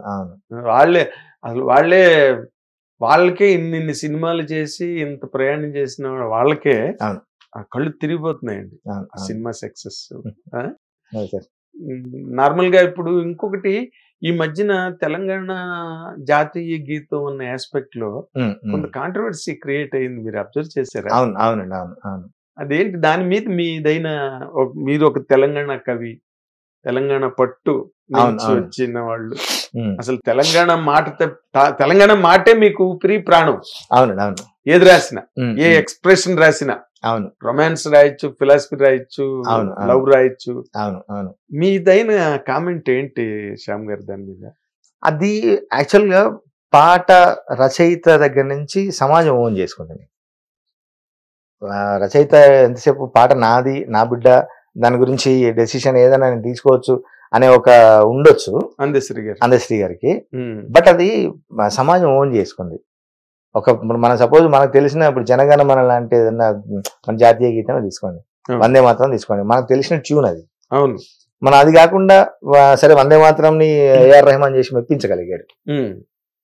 అంటే వందే మాత్రం అనే ఊరికే పదం తీసుకొని అది ఇప్పుడు డికేడ్స్ తర్వాత అది ఆ ఎక్స్పెక్టేషన్ జనాల్లో ఉండి అది రీచ్ అవ్వని క్రమమేమో నా ఉద్దేశం. అంతే, రీచ్ కాలేదు అనేది. అంటే అక్కడ సంగీతాన్ని సాహిత్యాన్ని తప్పుపట్టేంత గొప్ప ఏం కాదు. బట్ మీరు అన్నది రీచ్ కాలేదేమో అన్నది ఒక హైపోథెటికల్ పాయింట్. అది ఎందుకంటే జనం ఒక పాటని ఒక బాణీలో ఓన్ చేసుకొని ఉంటారు. దాన్ని మనం ఆది పురుషుని ఎందుకు రిజెక్ట్ చేసాం? మంచి ఎగ్జాంపుల్. రాముడు అంటే మన దృష్టిలో నీలమేఘశ్యాముడు, రావణాసురుడు విలన్ అయినా రావణ బ్రహ్మ చదువుకున్నాడు, సంగీత సాహిత్యాల్లో పట్టున్నాడు, రుద్రవీణ లాంటిది జనాలకి తెలపగలిగాడు, పేగులు తీసి వాయించాడు, శివ ఆస్ట్రాలజరు అని ఇవన్నీ తెలిసినా కూడా మనం రావణుడు, ఈవెన్ కర్ణుడు, దుర్యోధనుడు వీళ్ళంతా విలన్స్ అయినా మనం వాళ్ళని ఆరాధించాం, ఆస్వాదించాం, వాళ్ళ గొప్పతనాన్ని తెలుసుకున్నాం. మన ఆదిపురుష్ ఆ కంటెంట్ లో లేకపోయేసరికి దానిలో లేదు, అది మన ఎక్స్పెక్టేషన్ కి మన మైండ్ సెట్ కి అది మ్యాచ్ అవ్వలేదు. కరెక్ట్. ఇక్కడ కూడా మా మైండ్ సెట్ కి అది మ్యాచ్ అవ్వలేదు, అంతే, సింపుల్ గా చెప్తారు. అంతేనండి. అదే మళ్ళీ అంటే కీరవాణి గారు చేయడం ఏంటి ఉమ్. అన్నది ఒకటి వచ్చిందండి. అది కాదులేండి. అంటే వాటిని అదే కళకి, సంగీతానికి, సాహిత్యానికి ఎట్లయితే ఎల్లలు అవి లేవో, కానీ ఇక్కడ ఉన్నారు, అక్కడ ఉన్నారు. మనం ప్రతిభని ఇక్కడ తీసుకోలేం, ప్రాతిపదికగా తీసుకోలేం. కీరవాణి గారు చేయడం అంటే ప్రాంతాన్ని ప్రతిభను చెడగొట్టారు, లేకుంటే కీరవాణి గారు ఆస్కార్ లెవెల్లో చేసి ఈ పాటని ఎట్లా చేశారంటే ఇట్లాంటివన్నీ వినిపిస్తాయి. ఇవన్నీ మనం తెలియకుండా ఊరికే అవగాహన లేకుండా మాట్లాడేటివే. కానీ ఏమంటారు, ఒక ఎపిక్ ని ముట్టుకోకపోవడమే మంచిది అనేది నా ఉద్దేశం యాక్చువల్గా. కానీ సరే, ఆ పాటకి ఇన్నాళ్ళకైనా రాష్ట్ర గీత హోదా వచ్చింది, అదో సంతోషం. అది రేవంత్ రెడ్డి గారు వచ్చి అది రెండు రకాల బాధ ఉంది, సంతోషం ఉంది, అంతే. ఎగ్జాక్ట్లీ. అంటే మీరు కీరవాణి గారు చేయడం పట్ల మీ తాలూకు ఒపీనియన్ ఏంటి? అవుట్పుట్ బాగుంది అనిపించిందా మీకు? అంటే ఒక తెలంగాణ బిడ్డగా మాట్లాడాలంటే మళ్ళీ సినిమా ఇండస్ట్రీలో అందులో రెండు వెర్షన్స్ చేశారండి యాక్చువల్గా. ఒరిజినల్ ట్యూన్ ని అలాగే ఉంచుతూ రేవంత్ తో పాడించారు ఒక వెర్షన్, ఇంకొక వెర్షన్ కొంత సినిమాటిక్ గా చేసిన వెర్షన్ ఒకటి. ఆ రెండిట్లో నాకు రేవంత్ వెర్షన్ బాగా నచ్చింది. ఓకే, అది ఎందుకంటే సేమ్ ట్యూన్ ఉంది కాబట్టి అంతే. అది విని ఉన్న అలవాటు అంతేనండి. కొన్ని అట్లే ఉండిపోతాయి, వాటిని ముట్టుకోకపోవడమే ఉత్తమం అని. అంటే రిలేటబుల్ కాదో తెలియదు కానీ లంకేశ్వరుడు సినిమాలో చిరంజీవి గారి చెల్లి చీకటి వెళ్ళిపోద్ది అన్నని, అందులో తను అప్పటికి డాన్సర్, ఏంది ఇట్లాంటి సాంగ్స్ అవి చేసుకుంటూ ఉంటే డాన్సర్ ఆ క్యారెక్టర్. చెల్లి చీకొట్టిపోయినప్పుడు వర్షంలో పోతే పోనీ పోరా చెల్లి లేదనుకోరా డిస్కో డాన్స్ పాట ఉంటుంది అందులో. అవును అవును, పోనీ చెల్లె లేదనుకోరా డాన్స్ చేస్తా ఉంటాడు చిరంజీవి గారు. అప్పుడు జనాలు అందరూ తిరస్కరించారు. అది చెల్లిపోతే బాధపడాలి కానీ నువ్వు వర్షంలో డాన్సులు చేస్తున్నావు ఎందుకు అని. అంటే ఒక ఎమోషన్ ని అట్లాగే చూపించాలి. చెల్లి దూరం అయినప్పుడు బాధపడాలి, ఒక సాడ్ సాంగ్ ఉండాలి, ఇంకేదో ఉండాలి, లేకపోయినా పర్లేదు. ఇది కూడా ఒక ఎమోషన్ పాట అనేది. మా వరకు వచ్చి తెలంగాణ మా రాష్ట్రం ప్రజల వరకు వచ్చి ఆ ఎమోషన్ అట్లాగే ప్రజెంట్ చేస్తే బాగుండేదేమో అంతే. అంటే అందశ్రీ గారి క్లెయిమ్ కూడా చాలా మంది దాన్ని అంటే కొంచెం హెచ్చుగా భావించారు. అందశ్రీ గారి క్లెయిమ్ అది ఒక్కొక్కరి టైం, ఆ టైం వరకు దాని ముందు మాట వెనక మాట ఏముందో లేకుండా మన సోషల్ మీడియాలో వచ్చిన ప్రతిదీ మన లీక్ అయ్యే ఆడియోలు నమ్మడానికి లేదు. అవునండి, దాని ముందు ఏముందో వెనకేముందో కంటెంట్ లేకుండా వాళ్ళకి ఏది వరకు అంతవరకు తీసుకొచ్చి ప్రొజెక్ట్ చేయడం. కరెక్ట్. అది ఎవరి ఆ మైండ్ సెట్, ఆ సిచ్యువేషన్, ఏ పరిస్థితిలో ఉన్నాడు మనిషి. ఇక్కడ ఆ సినిమాలో సాయి కుమార్ గారి డైలాగ్ ఉంటుంది కండి, ఇక్కడ రాజకీయం అది కాదు డైలాగ్ ఉంటుంది కండి అందులో, పాత్రలు సందర్భాలే తప్ప హీరోలు విలన్లు లేరి కథలో అని ఒక డైలాగ్ ఉంటుంది. అట్లా ప్రతి మనుషులందరూ మంచోళ్ళే అండి, సందర్భాలే అంతే. ఆ సందర్భాలే మనం ఎట్లా రియాక్ట్ అవుతాము ఒక్కొక్కరి మైండ్ స్టేటస్ బట్టి, వాళ్ళ హుందాతనం బట్టి, వాళ్ళ విజ్ఞత బట్టి, ఆ పరిస్థితుల్లో తను ఏ పరిస్థితిలో ఉన్న మానసిక స్థితి బట్టి ఇవన్నీ ఉంటాయి అంతే తప్ప దాన్ని బట్టి మనం మొత్తం బేరీజ్ చేయలేం మనిషిని. ఇప్పుడు రెండు క్వైట్ ఉంటాయి మనకు, ఆలస్యం అమృతం విషయం అంటారు, నిదానమే ప్రధానం అంటారు. అన్నం ఉడికిందా లేదా ఒక్క మెతుకు పట్టుకుంటే తెలుస్తుంది అని. ఒక మాట బట్టి మనిషి తత్వం తెలుసుకోలేం. కరెక్ట్. ఎన్ని స్ట్రగుల్ అనుభవించి స్టేజ్కి వస్తే మనుషుల మీద ధిక్కారం ఏర్పడుతుంది, మనుషుల సమాజం మీద తిరస్కార భావం ఏర్పడుతుంది. అంటే ఎన్ని కష్టాలు అనుభవించి వచ్చి ఉండొచ్చు, ఎన్ని దెబ్బలు తిని ఉండొచ్చు. అదే నారాయణ రెడ్డి గారిది ఉంది కదా, ఇది ఎన్నిసార్లు చెక్కితే ఒక శిల్పం, ఎన్నిసార్లు తీర్చితే ఒక చిత్రం, కాలం కబుర్లు చెప్పకే కాలమా, ఎన్నిసార్లు చేస్తే ఒక జీవితం. సమస్య చెప్పే ప్రతి పాఠం నిన్ను తీర్చిదిద్దుతుంది, బాధ నీకు సాధన నేర్పే బోధకుడవుతుంది అని రాసిన పాటలు. బాధ నీకు సాధన నేర్పే బోధకుడు అవుతుంది, ఉలితో చెలిమిని చేస్తేనే శిల్పం అవుతుంది. ఉలితో చెలిమి చేయమంటా నేను, ఉలిమి దెబ్బలు తినడం కాదు, ఆ దెబ్బలు కూడా నువ్వు స్నేహం అసోసియేషన్ అట్లా దాని వెనుక ఉంటే అంతే. మనం కత్తి అన్నాం సపోజ్, అది పొడిచింది దాని తప్పో పట్టుకున్నవాడు తప్పో అది పక్కకు పెడితే అది పదును తీరడానికి ఎన్ని దెబ్బలు తిని ఉంటుంది. అది కొలిమిలో దీని మీద మీరు కొలిమితో బాగా- చెలిమిని చేస్తేనే ఇనుము ఆయుధం అవుతుంది అని రాసిన. కొలిమితో చెలిమి చేసి ఇనుము ఆయుధం అవుతుంది, చాలా బాగుంది. ఉలితో కొలిమితో సహవాసం చేసి ఇనుము ఆయుధం అవుతుంది, ఉలితో చెలిమి చేసి శిల్పం అవుతుంది అని రాసిన. చాలా బాగుంది. అసలు మీ పాకడా మీ ఆలోచనే వేరేగా ఉందండి. సార్ ఖలీల్ జిబ్రాన్ ఆలోచన లాగా. మీరు చదివేరలేదు నాకు తెలియదు. చదివాను సార్. చదివారు. ఖలీల్ ఆయన- జిబ్రాన్ గారి తర్వాత నాకు రూబాయిలు బాగా ఇష్టం. నాకు గాలిబ్. గాలిబ్ రూబాయి ఏదో పాటలు కూడా రాశాను నేను, నువ్వు గాలిబ్ రూబాయివా అని. చాలా బాగుందండి. ఎందుకంటే ఊరికే ఒక సినిమా రచన పాజిటివ్ కోణమే తీసుకోవడం సార్. ఇప్పుడు చాలా మంది మీరు చూడండి, నాగార్జున గారిని, వారిని, అక్షయ్ కుమార్ని అందరినీ చూస్తే అందరూ చెప్పేది ఒకటే, ప్రశాంతంగా ఉండండిరా. రవితేజ గారు, అవును. వీళ్ళందరూ చూస్తే ప్రశాంతంగా ఉండండిరా నాయన, మంచిగా ఉంటాం మనం. నేను హ్యాపీగా ఇంట్లో మా ఇద్దరికి తేడా అదే. నా 100 రూపాయలు ఉంటే 99 రూపాయలు ఖర్చు అయినా నేను ఇంకో రూపాయి ఉందిగా అని అంట. మా మిస్సెస్ ఏమో ఇంకా 99 ఉన్నాయండి, రూపాయి ఖర్చు అయింది 99 ఉన్నాయండి అంటది ఆవిడ. అంటే మీరు చాలా డెడ్లీ పాజిటివ్. మీరు డెడ్లీ నాకు అన్ని, అందుకనే అట్లాంటివి ఇష్టం నాకు. పాట శ్రీనారాయణ రెడ్డి గారిని, పరుల కోసం పాటు పడని నరుని బ్రతుకు దేనికని, ఎండకు నిలువని వానకు తాగని చిల్లుల గొడుగు దేనికని అంటాడు ఆయన. అవును. ఆయన అసలు is a university by himself. Yes. Is a university. ఇప్పుడున్న పరిస్థితులు బట్టి, సోషల్ మీడియా బట్టి, మనుషుల మైండ్ సెట్ బట్టి టూ మచ్ నెగిటివిటీ అయిపోయింది. Negativity. Plus judgement, lack of judgement. మీరు గమనించండి, పిల్లల్ని ఓపికలు లేవు. మీరు ఒక వీడియో చూస్తా ఉంటే ఒక 3 నిమిషాల వీడియోని కంటిన్యూస్ గా ఏ పిల్లోడు చూడడు. మీరు గమనించండి, అవును. వాడు ఒక్క నిమిషం చూసి మళ్ళీ టచ్ చేస్తాడు, ఇంకెన్ని నిమిషాలు ఉంది అని. ఆ ఓపిక కూడా లేదు. అవును. ఇప్పుడు పిల్లలకి కళలు కూడా 30 సెకండ్లు వస్తాయేమో, రీల్ ఎంత రీల్ ఎంత ఉందో అంత వస్తాయేమో. రియల్ డ్రీమ్స్ కాదు, real dreams. Reel dreams. Judgement లేదు. జడ్జ్మెంట్. అసలు యాడ్ వస్తుందంటే వేరే ఛానల్ మార్చడం, ఓపిక లేదు, జడ్జిమెంట్ లేదు, నెగిటివిటీ. అది మనిషి లోపల అడ్రినల్ రష్ పెంచుతుంది అంటారు కదా. వాడు పలానాడు అట్లా అంటే వీడికి హ్యాపీ. ఇక్కడ మన విజయం కంటే పక్కోడు ఓడిపోవడం మీద ఎక్కువ ఎంజాయ్ చేస్తాం. అది హనుమంతు సినిమాలో శ్రీహరణ డైలాగ్ నాకు చాలా ఇష్టం. రే, నేను గెలవాలని నేను ఆడాను, నేను ఓడిపోవాలని నువ్వు ఆడావు, నువ్వు గెలవాలని ఆడుంటే నువ్వు గెలిచేవాడివి. Positive mind, positive. అందుకే ఈ ప్రపంచం అంతా now the whole world is being nominated by only one concept, that is be positive. అంతే సార్. దాన్ని మించింది లేదని చెప్తున్నారు ఎంతమంది గ్రేటెస్ట్ సైకాలజిస్ట్స్ అందరూ కూడా. పెద్ద వాళ్ళందరూ సార్, పేరు తెచ్చుకున్న ప్రతి వాళ్ళు ప్రశాంతంగా ఉంటారు. ఏ పేరు లేకుండా ఐడెంటిటీ క్రైసిస్ కోసము నన్ను సమాజం గుర్తించాలి, నాకు పేరు రావాలి అనుకున్నవాడే అడ్డదారులు తొక్కుతాడు, అశాంతిగా బతుకుతాడు. అడ్డదాడులు తొక్కుతాడు, అశాంతిగా బతుకుతాడు. అంతే. ఇప్పుడు అంతా ఐడెంటిటీ క్రైసిస్. ఐడెంటిటీ క్రైసిస్ జనాలు నన్ను గుర్తించాలి.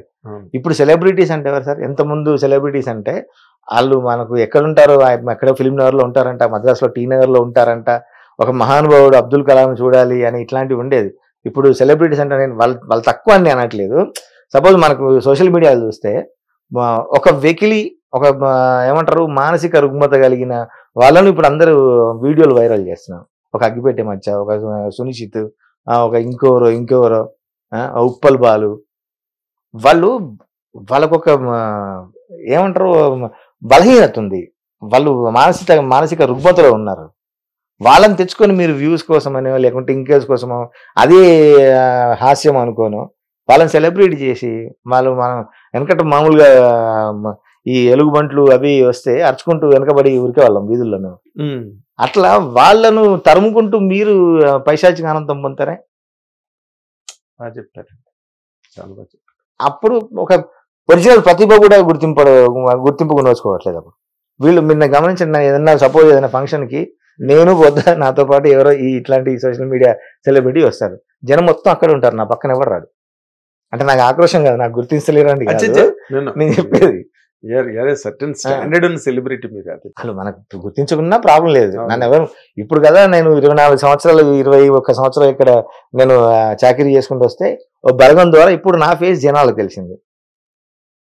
ఇప్పుడు బలగంతోనే క్లెయిమ్ చేసుకుంటారండి మీరు. అంతకుముందు నుంచి ఎంతున్నా బలగం బాగా ఇళ్లలోకి తీసుకుపోయింది నన్ను. వాళ్ళ కుటుంబాల సభ్యుల్ని చేసిందండి, వాళ్ళ గుండెల్లో స్థానం ఇచ్చింది నాకు. అంతకు ముందు కూడా మీరు మంచి పాటలు రాశారు మంచి కదా. పాటలు ఉన్నాయి. దాని ముందే కదా అలవైకుంఠపురం అవును, పాటలు అవన్నీ అన్ని మారుమోగి. టిల్లు, ఇస్మార్ట్ శంకర్ పేరు బాగా వినిపించింది అప్పుడు.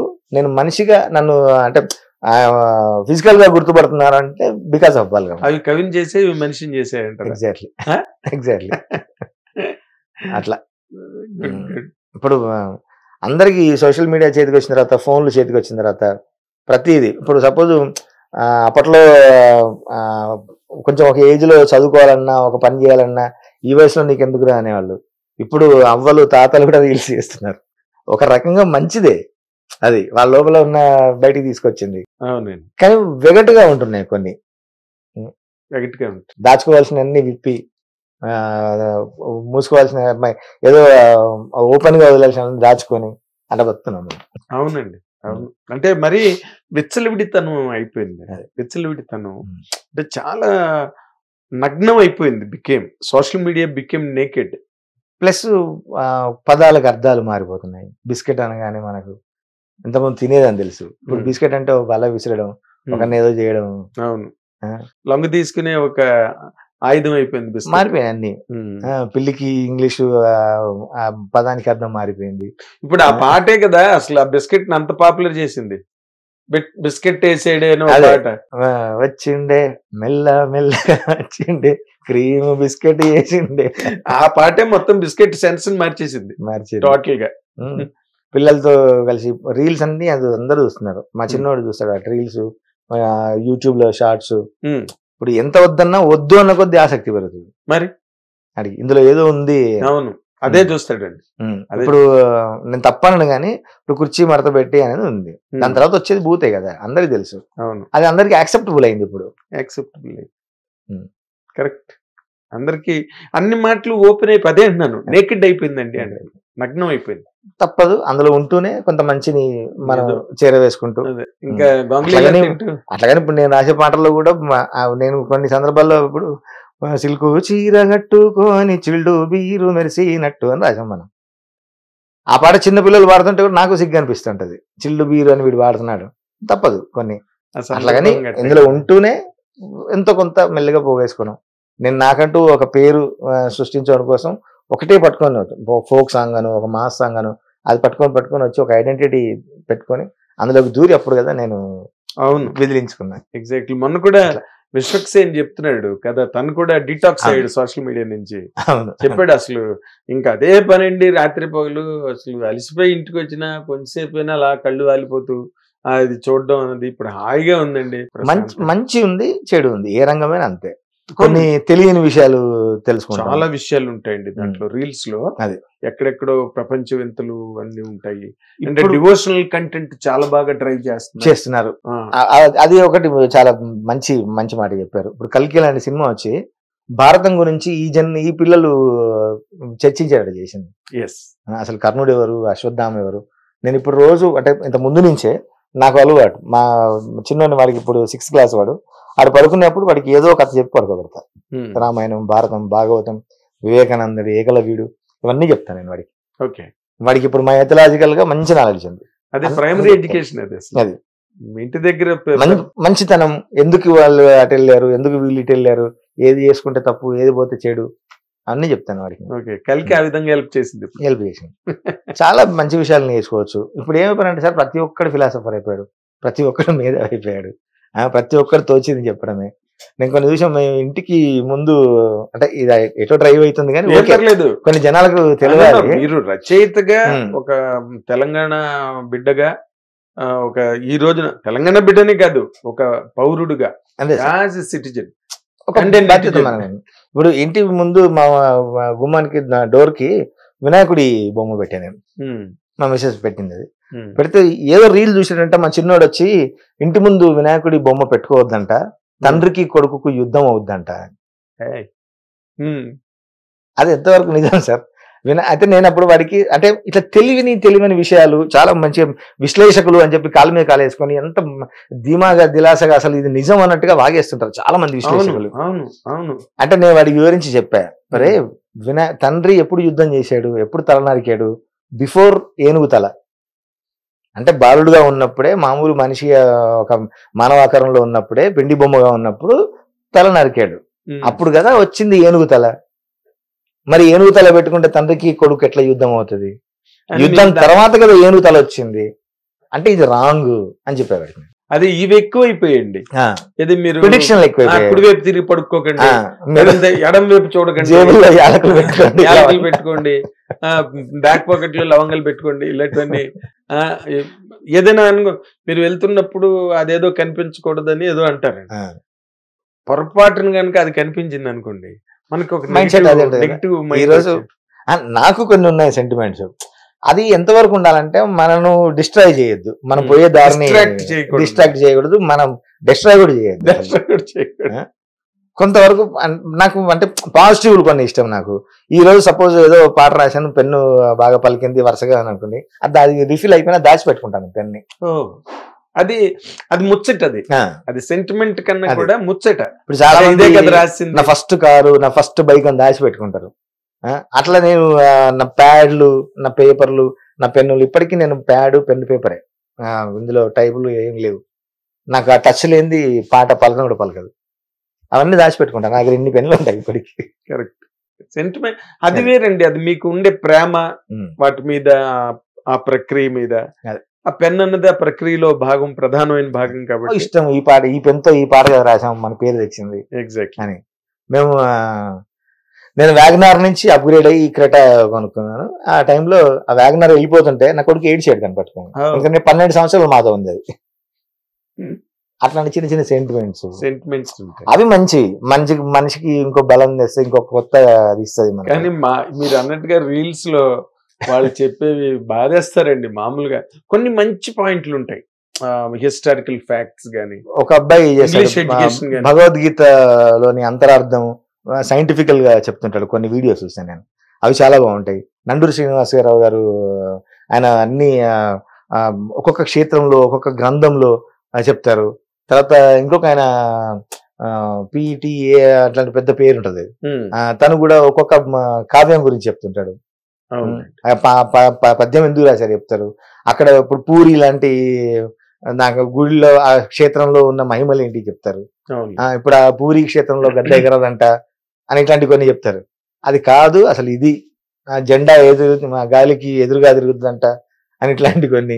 ఇవన్నీ నిజాలు చెప్పే కొన్ని ఛానళ్ళు ఉంటాయి, నాకు చాలా ఇష్టం. కొన్ని డిస్కోర్సెస్ బాగుంటాయి, కొన్ని డిస్కోర్సెస్ ఒరిజినాలిటీ ఏంటి, రియాలిటీ ఏంటి. బట్ లాట్ ఆఫ్ మీ తమలపాకు తీసుకుని దాని మీద స్వస్తికి రాసి. నేను ఎక్కువగా వినేవి ఇవ్వండి, పముడికాలో మసూదన్ గారు అని, ధాత్రి అని ఒకటి, అది ముచ్చట అనే ఒక వెబ్సైట్ ని ఫాలో అవుతాను నేను. మంచి మంచి విషయాలు చెప్పడం. లేకుంటే ఈ మధ్య పవన్ కళ్యాణ్ గారు చేయబట్టి ఆధునిక మహాభారతం బాగా ఫేమ్ అయింది అందరికి. అది మరి గుంటూరు శేషన్ శర్మ గారిది. అందులో ఉన్న ఈ చెప్పడాలు, జాషువా పద్యాలు, ఇవన్నీ వివరించి వీళ్ళు చెప్తా ఉంటారు. నేను అవన్నీ వింటాను, అవి ఫాలో అవుతాను. అది నాలెడ్జ్ సీకింగ్ అండి. అది కాంట్రిబ్యూట్ చేస్తుంది నాలెడ్జ్ కి, మన మెంటల్ అడ్వాన్స్మెంట్ కి. ఆ విధంగా ట్రై అయితే మంచిదని ఉద్దేశం. నేను కొన్ని తప్పని పరిస్థితుల్లో కమర్షియల్ గా పాటలు రాయడం జరిగింది. అది ఎవరికి తప్పలేదండి. ఇప్పుడు వేటూరు గారికి మాత్రం తప్పిందా, ఆత్రేయ గారికి తప్పిందా? అది వృత్తి వేరు, ప్రవృత్తి కదా. మరి అది నా వృత్తి పరంగా నేను దానికి న్యాయం చేస్తాను. ఇప్పుడు వేటూరు గారు సాగర సంగమం లాంటి పాటలు రాసిన ఆయన కొన్ని పాటలు రాయకి తప్పలేదు ఆయనకు కూడా. ఆత్రేయ గారికి రాయకి తప్పలేదు కదా. అవి మీ వృత్తిలో ఉండే ఇబ్బందులు. అవి నా వృత్తికి నేను న్యాయం చేసుకుంటూ నా ప్రవృత్తిని పెంచుకుంటూ పోతాను. మరి ప్రవృత్తిని నిలుపుకుంటూ దాన్ని పెంపొందించుకుంటూ వెళ్తే చాలండి. You will be A complete person. అంతే సార్. దానికి అందరూ నిజంగా ముందు ఉన్న మా గేయ రచయితలు అందరూ పాత తరం నుంచి ఇప్పటి తరం వరకు అందరూ ఆదర్శం, అందరూ మార్గం వేసి అందరూ చూపించారు. ఇప్పుడు బోసన్న దగ్గర కొన్ని అద్భుతమైన విషయాలు నేర్చుకోవచ్చు. చంద్రబోస్ అన్న దగ్గర, రామజోగి అన్న దగ్గర కొన్ని అద్భుతమైన విషయాలు ఉంటాయి, కొన్ని పట్టుదలలు ఉంటాయి ఆయన దగ్గర. అంటే ఆయన స్ట్రాంగ్ కొన్ని ఉంటాయి, అవి నేర్చుకోవచ్చు. అనంత్ శ్రీరామ్ గారి దగ్గర జోవియల్నెస్, ఆయనకున్న సమాజం మీద ఉన్న దృష్టి నేర్చుకోవచ్చు, దేశభక్తి నేర్చుకోవచ్చు. శ్రీమణి దగ్గర ఉన్న మంచి పదజాలం, ఆయన తను మనుషుల పట్ల ఉండే అవి నేర్చుకోవచ్చు. అట్లా ప్రతి ఒక్కరి దగ్గర ఒక్కొక్క విషయాన్ని నేర్చుకున్నాను నేను. Very nice. అందరూ అద్భుతమైన మిత్రులు, అందరం అంతా మంచి ఒక కుటుంబంలా ఉంటాం. అవునులేండి. అంటే మీరు it depends on how you look at it అండి. Yes, sir. మీరు మీ దృక్పథం అని అంటాం కదా, ఎగ్జాక్ట్లీ యాంగిల్ ఆఫ్ విజన్. ఆ దృక్పథం నుంచే మనిషికి తేడా. అంతే. ఇంకంతే. సగం గ్లాస్ నిండుందని చెప్పొచ్చు, సగం గ్లాస్ ఖాళీగా ఉందని చెప్పొచ్చు. It all depends on the vision of a person. Very nice Shyam garu, you have been fantastic really. ఊరికే పాటలుగా మా ప్రేక్షకులకి మిమ్మల్ని ఇంట్రడ్యూస్ చేశాను కానీ, బట్ యూ హ్యావ్ లాట్ కానీ అదే మనం మంచి మెచ్చుకోవాలి, చెడు మెచ్చుకోవాలి. దీని ద్వారా బోల్డ్ అన్ని అవకాశాలు వచ్చి హిడెన్ టాలెంట్స్ అన్ని బయటకు వచ్చినాయి. చాలా మంది ఉన్నారు. అవును. రీల్స్ చేసుకునే వాళ్ళు, బ్లాగ్స్ అవును. చేసుకునే వాళ్ళు, హీరోయిన్లు కావడం. అసలు ఆ మధ్య రోజుల్లో ఒక గర్ల్ ఎవరో చుక్కల తోటలో ఎక్కడున్నావు అని ఒక పాట, కృష్ణ గారి పాట అది. అవును. ఆ పాటకి అమ్మాయి ఇచ్చిన ఎక్స్ప్రెషన్స్ జస్ట్ సెల్ ఫోన్ లో, ఈవెన్ బేబీ హీరోయిన్ వైష్ణవి కూడా సోషల్ మీడియా నుంచి వచ్చింది. సోషల్ మీడియా నుంచి వచ్చింది. ఇట్లా ఇది ఉంది, అది ఉంది. అమ్మాయి గురించి పెద్ద చర్చ అయిపోయింది. అది ఇది ఆ చుక్కల తోటలో ఎక్కడున్నావు అవును. పాటకి చేసిన అమ్మాయి. మళ్ళీ ఆ తర్వాత she was not found anywhere కానీ, బట్ చెప్తున్నా అలాంటి మూమెంట్స్ కూడా వెరీ స్ట్రాంగ్ మూమెంట్స్ సోషల్ మీడియాలో వస్తున్నాయి సార్. అవును. ఫెంటాస్టిక్. మీరు అంటే నేను మిమ్మల్ని ఇంటర్వ్యూ చేయడం వల్ల నేను మిమ్మల్ని ఇంకా ఎక్కువ తెలుసుకున్నా. ఎందుకంటే మిమ్మల్ని నార్మల్ గా మీరు మంచి పాటలు రాస్తారు and you are very successful writer who is contributing lot of success to all films. మీరున్న వాటిలో మీరు లేకుండా ఫంక్షనే జరగట్లేదు ఈ మధ్య రోజుల్లో. Thank you. నాకు అట్లాంటి మంచి అవకాశాలు ఇస్తున్నారు దర్శకులు, సంగీత దర్శకులు, నిర్మాతలు, హీరోలు కూడా కొద్దిమంది చెప్పి ఈ పాటకి శ్యామ్ అయితే బాగుంటది అని చెప్పడం. ఆ మార్కు రావడం సార్ చాలా కష్టం కదా. Yes, sir. అదే అప్పట్లోనే ఏదో మనసు మీద పాట అయితే ఆత్రేయ గారు అని, అవును అవును ప్రకృతి మీద పాట దేవులపల్లి గారు, వేణు పాట అయితే దాశరథి గారు, అవును విప్లవం అయితే శ్రీశ్రీ గారు, సరదా పాటలు అయితే ఆరుద్ర గారు, ఇలాగా పౌరాణికం అయితే సముద్రాలు గారు, సముద్రాలు గారు, ఇలాంటివన్నీ జానపదాలు అయితే కొసరాజు గారు, కొసరాజు గారి దగ్గర ఇలాంటి ఒక బైఫర్కేషన్ ఉండేదండి. బట్ వాటన్ని నాకు మంచి కాంప్లిమెంట్స్ ఈ మధ్య వస్తున్నంటే, ఇది నీ పాటలాగా లేదన్నా, నువ్వు రాసినట్టు లేదు. హైయెస్ట్ కాంప్లిమెంట్ అది. కొన్ని పాటలు ఇది ఖచ్చితంగా ఇది మీరే రాశారని పేరు, పాట విని అప్పుడు పేరు చూస్తే మీ పేరు ఉంటది, ఇది మీ పాట గుర్తించవచ్చు అని ఒకటి. తర్వాత ఈ మధ్య కాలంలో వచ్చే మంచి పాటలు, ఇప్పుడు గుండెల్లోనా నిన్ను దాచేసి అని ఒక పాట, ఓరి దేవుడా అనే సినిమాలో బుజ్జమ్మ అని ఉంటది. అసలు అన్నది నువ్వు నీ పాట అనుకో, నువ్వు రాసినట్టే ఉండదు. ఇప్పుడు ఈ రాహి పాట కావచ్చు, ఇంకా కొన్ని పాటలన్నీ అసలు నువ్వు రాసింది కాదన్న ఈ పాట. అంటే నాకంటూ ఒక స్టైల్ ఉందని వాళ్ళు గుర్తించారండి, అలవాటు పడ్డారు దాన్ని. 100% మీ ప్రయాణం ఇంకా చాలా విజయవంతంగా ముందుకు సాగాలి. ఎందుకంటే ఒక లిటరేచర్ బ్యాక్గ్రౌండ్ తో వచ్చారు మీరు సినిమా ఇండస్ట్రీకి.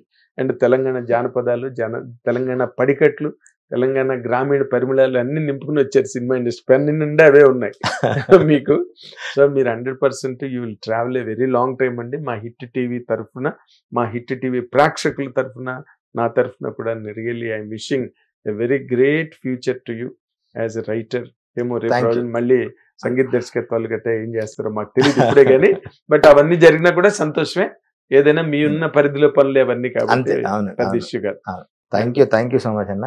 అంటే రెగ్యులర్ ఇంటర్వ్యూ కాకుండా కూడా మంచిగా ఒక మనసు పంచుకునే మనం టాపిక్స్ అన్ని మాట్లాడుకొని సమాజం గురించి వాటి గురించి అలా మాట్లాడుకోవడం చాలా హ్యాపీ. అంటే ఒక పిచ్చా పార్టీ మాట్లాడుకున్నట్టు అంతే. నా ఇంటర్వ్యూలు అట్లా ప్రాసిక్యూషన్ లాగా మీరు అని ఉండవండి.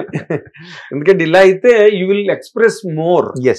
Express more. వాళ్ళకి ప్రేక్షకులకు కూడా ఈజీగా ఉంటుంది, ఎంజాయబుల్ గా ఉంటుంది. మీరు ఎన్ని విషయాలు చెప్పారు నిజంగా. సో మీరు మళ్ళీ మంచి మంచి విజయాలు సాధించి మళ్ళీ ఒక సమున్నతమైన స్థాయికి వెళ్ళి, నేను కాసర్ల శ్యామ్ కేర్ ఆఫ్ తెలంగాణ అని చెప్పినా ప్రపంచవ్యాప్తంగా అటుపక్క ఆంధ్రాలో కూడా మీ పాటలు బాగా పట్టం కట్టుకుంటానండి. Care of Telugu, care of Telugu, care of Telugu, care of నేను నా సరిదిద్దుకుంటున్నాను నా మాటని. కేర్ ఆఫ్ తెలంగాణ కాదు, ఆయన ఒక సార్వజనీయమైన కవి. Care of cinema, care of కవిత్వం, care of Telugu. That's all. Telangana సాహితీ సంపదను, తెలంగాణ ఇచ్చిన ఒక బలాన్ని పట్టుకొని కేర్ ఆఫ్ తెలుగు ఉంది. కేర్ ఆఫ్ తెలుగులోకి వచ్చారు మీరు. Right. Thank you. All the very best Shyam గారు. ఇది ఆయన ప్రయాణం. ఆయన ప్రయాణంలో పదనిసలు, సరిగమలు అన్ని కూడా చక్కగా మనతో పాటు కూర్చుని ఎక్స్ప్రెస్ చేశారు. Watch and enjoy. All is yours. Hit TV app ని డౌన్లోడ్ చేసుకోండి. ఇందులో short news, live news, entertainment, movies అన్ని అవైలబుల్ గా ఉన్నాయి. Please download Hit TV app. Hit TV app hit TV యాప్ని ఫ్రీగా డౌన్లోడ్ చేసుకోండి.